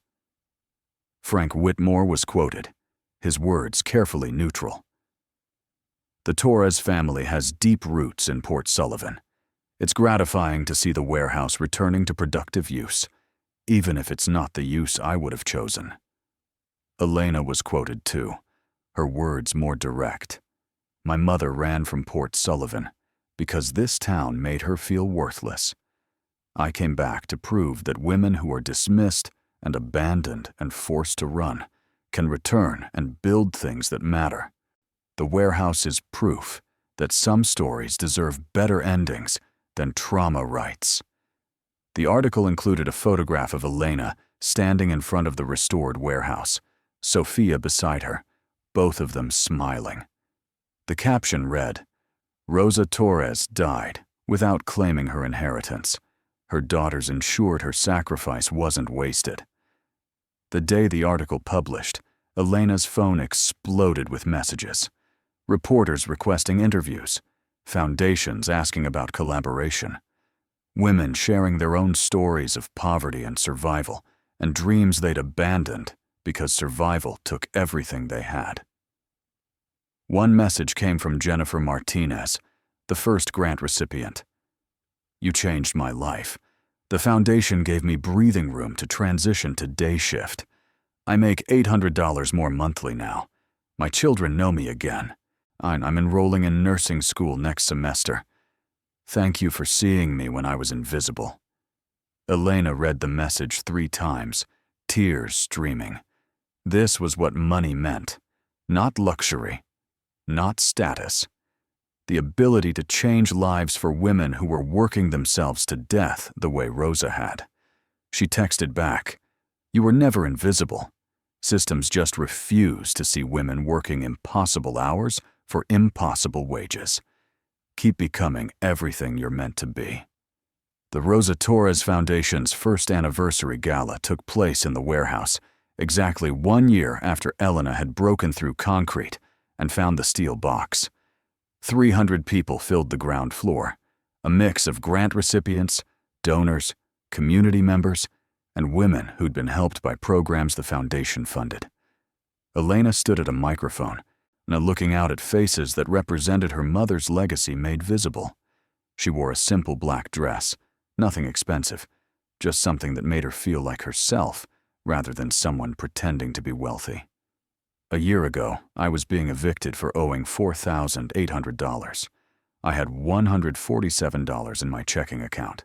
I was choosing between my daughter's lunch money and keeping electricity on. I was living the life my mother had lived for 48 years, the life millions of women live every day, where working as hard as you possibly can still isn't enough. Then I found what my mother had hidden, not just money, not just property, but proof that she'd been denied what was rightfully hers, that she'd run not from weakness, but from a town that would have destroyed her for being 19 and pregnant and unmarried. This foundation exists because my mother couldn't fight, because she worked 3 jobs until her heart gave out, because she died believing she'd failed her daughters when actually she'd given us exactly what we needed: her story, her sacrifice, and her stubborn refusal to let poverty destroy her dignity even when it destroyed her health. We've awarded $4.7 million in grants this year to 312 women across Georgia. Single mothers working impossible hours, women escaping domestic violence, women returning to work after incarceration, women trying to build lives that systems seem designed to prevent. Every grant we award honors Rosa Torres, who deserved help and didn't get it, who deserved justice and got only survival, who deserved a life that wasn't just endurance, but never got to live it. This isn't charity. This is justice. Delayed, but finally delivered. This is what wealth should do. Fix systems that break people like my mother.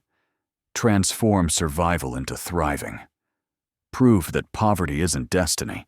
It's just circumstances that can change when resources flow toward need instead of accumulation. My mother died exhausted, but her death wasn't the end of her story. It was the beginning of ours. And we're writing an ending she would have loved. One where women working impossible hours get help instead of judgment, support instead of shame, breathing room instead of just survival. Thank you for being part of Rosa's legacy. Thank you for helping transform her sacrifice into something that saves others. Thank you for believing that women deserve better than working themselves to death." The room erupted in applause. Elena stepped back from the microphone, overwhelmed.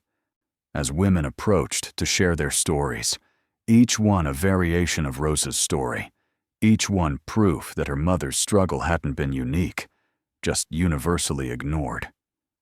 Later, after the crowd had thinned, Elena found Isabel Reyes standing in front of a painting she'd completed that week, a portrait of Rosa based on the photograph Elena had found in the warehouse office.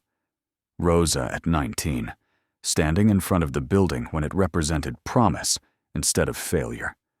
"I painted her the way I imagined she would have wanted to be remembered," Isabel said, "not as a victim, as a woman who survived impossible circumstances and made sure her daughters had tools to fight battles she couldn't win." Elena stared at her mother's young face, seeing herself, seeing Sofia, and seeing the lineage of women who survived because giving up wasn't an option, even when giving up would have been easier. "It's perfect. Thank you. Thank you for giving me space to create it. Thank you for building something that proves artists matter, mothers matter, women matter. Thank you for refusing to let your mother's story end with her death." They stood together in silence, two women who'd survived poverty looking at a portrait of a third, understanding that survival was its own form of victory, even when survival was all you managed to achieve. Outside, the warehouse glowed warm against Port Sullivan's evening sky. Inside, children learned, artists created, families built stability, women found breathing room. Rosa Torres had hidden treasure under concrete, trusting her daughters would find it. They had, and they'd transformed it into something worth more than money. Proof that women who survive can build legacies that matter, that inheritance transcends wealth, that mothers who work themselves to death can still save their children by leaving behind truth and hope and permission to fight. Thank you so much for watching until the end. If you loved this story, check out the other videos on your screen now. I think you'll really enjoy them. And don't forget to subscribe if you haven't already. See you in the next story.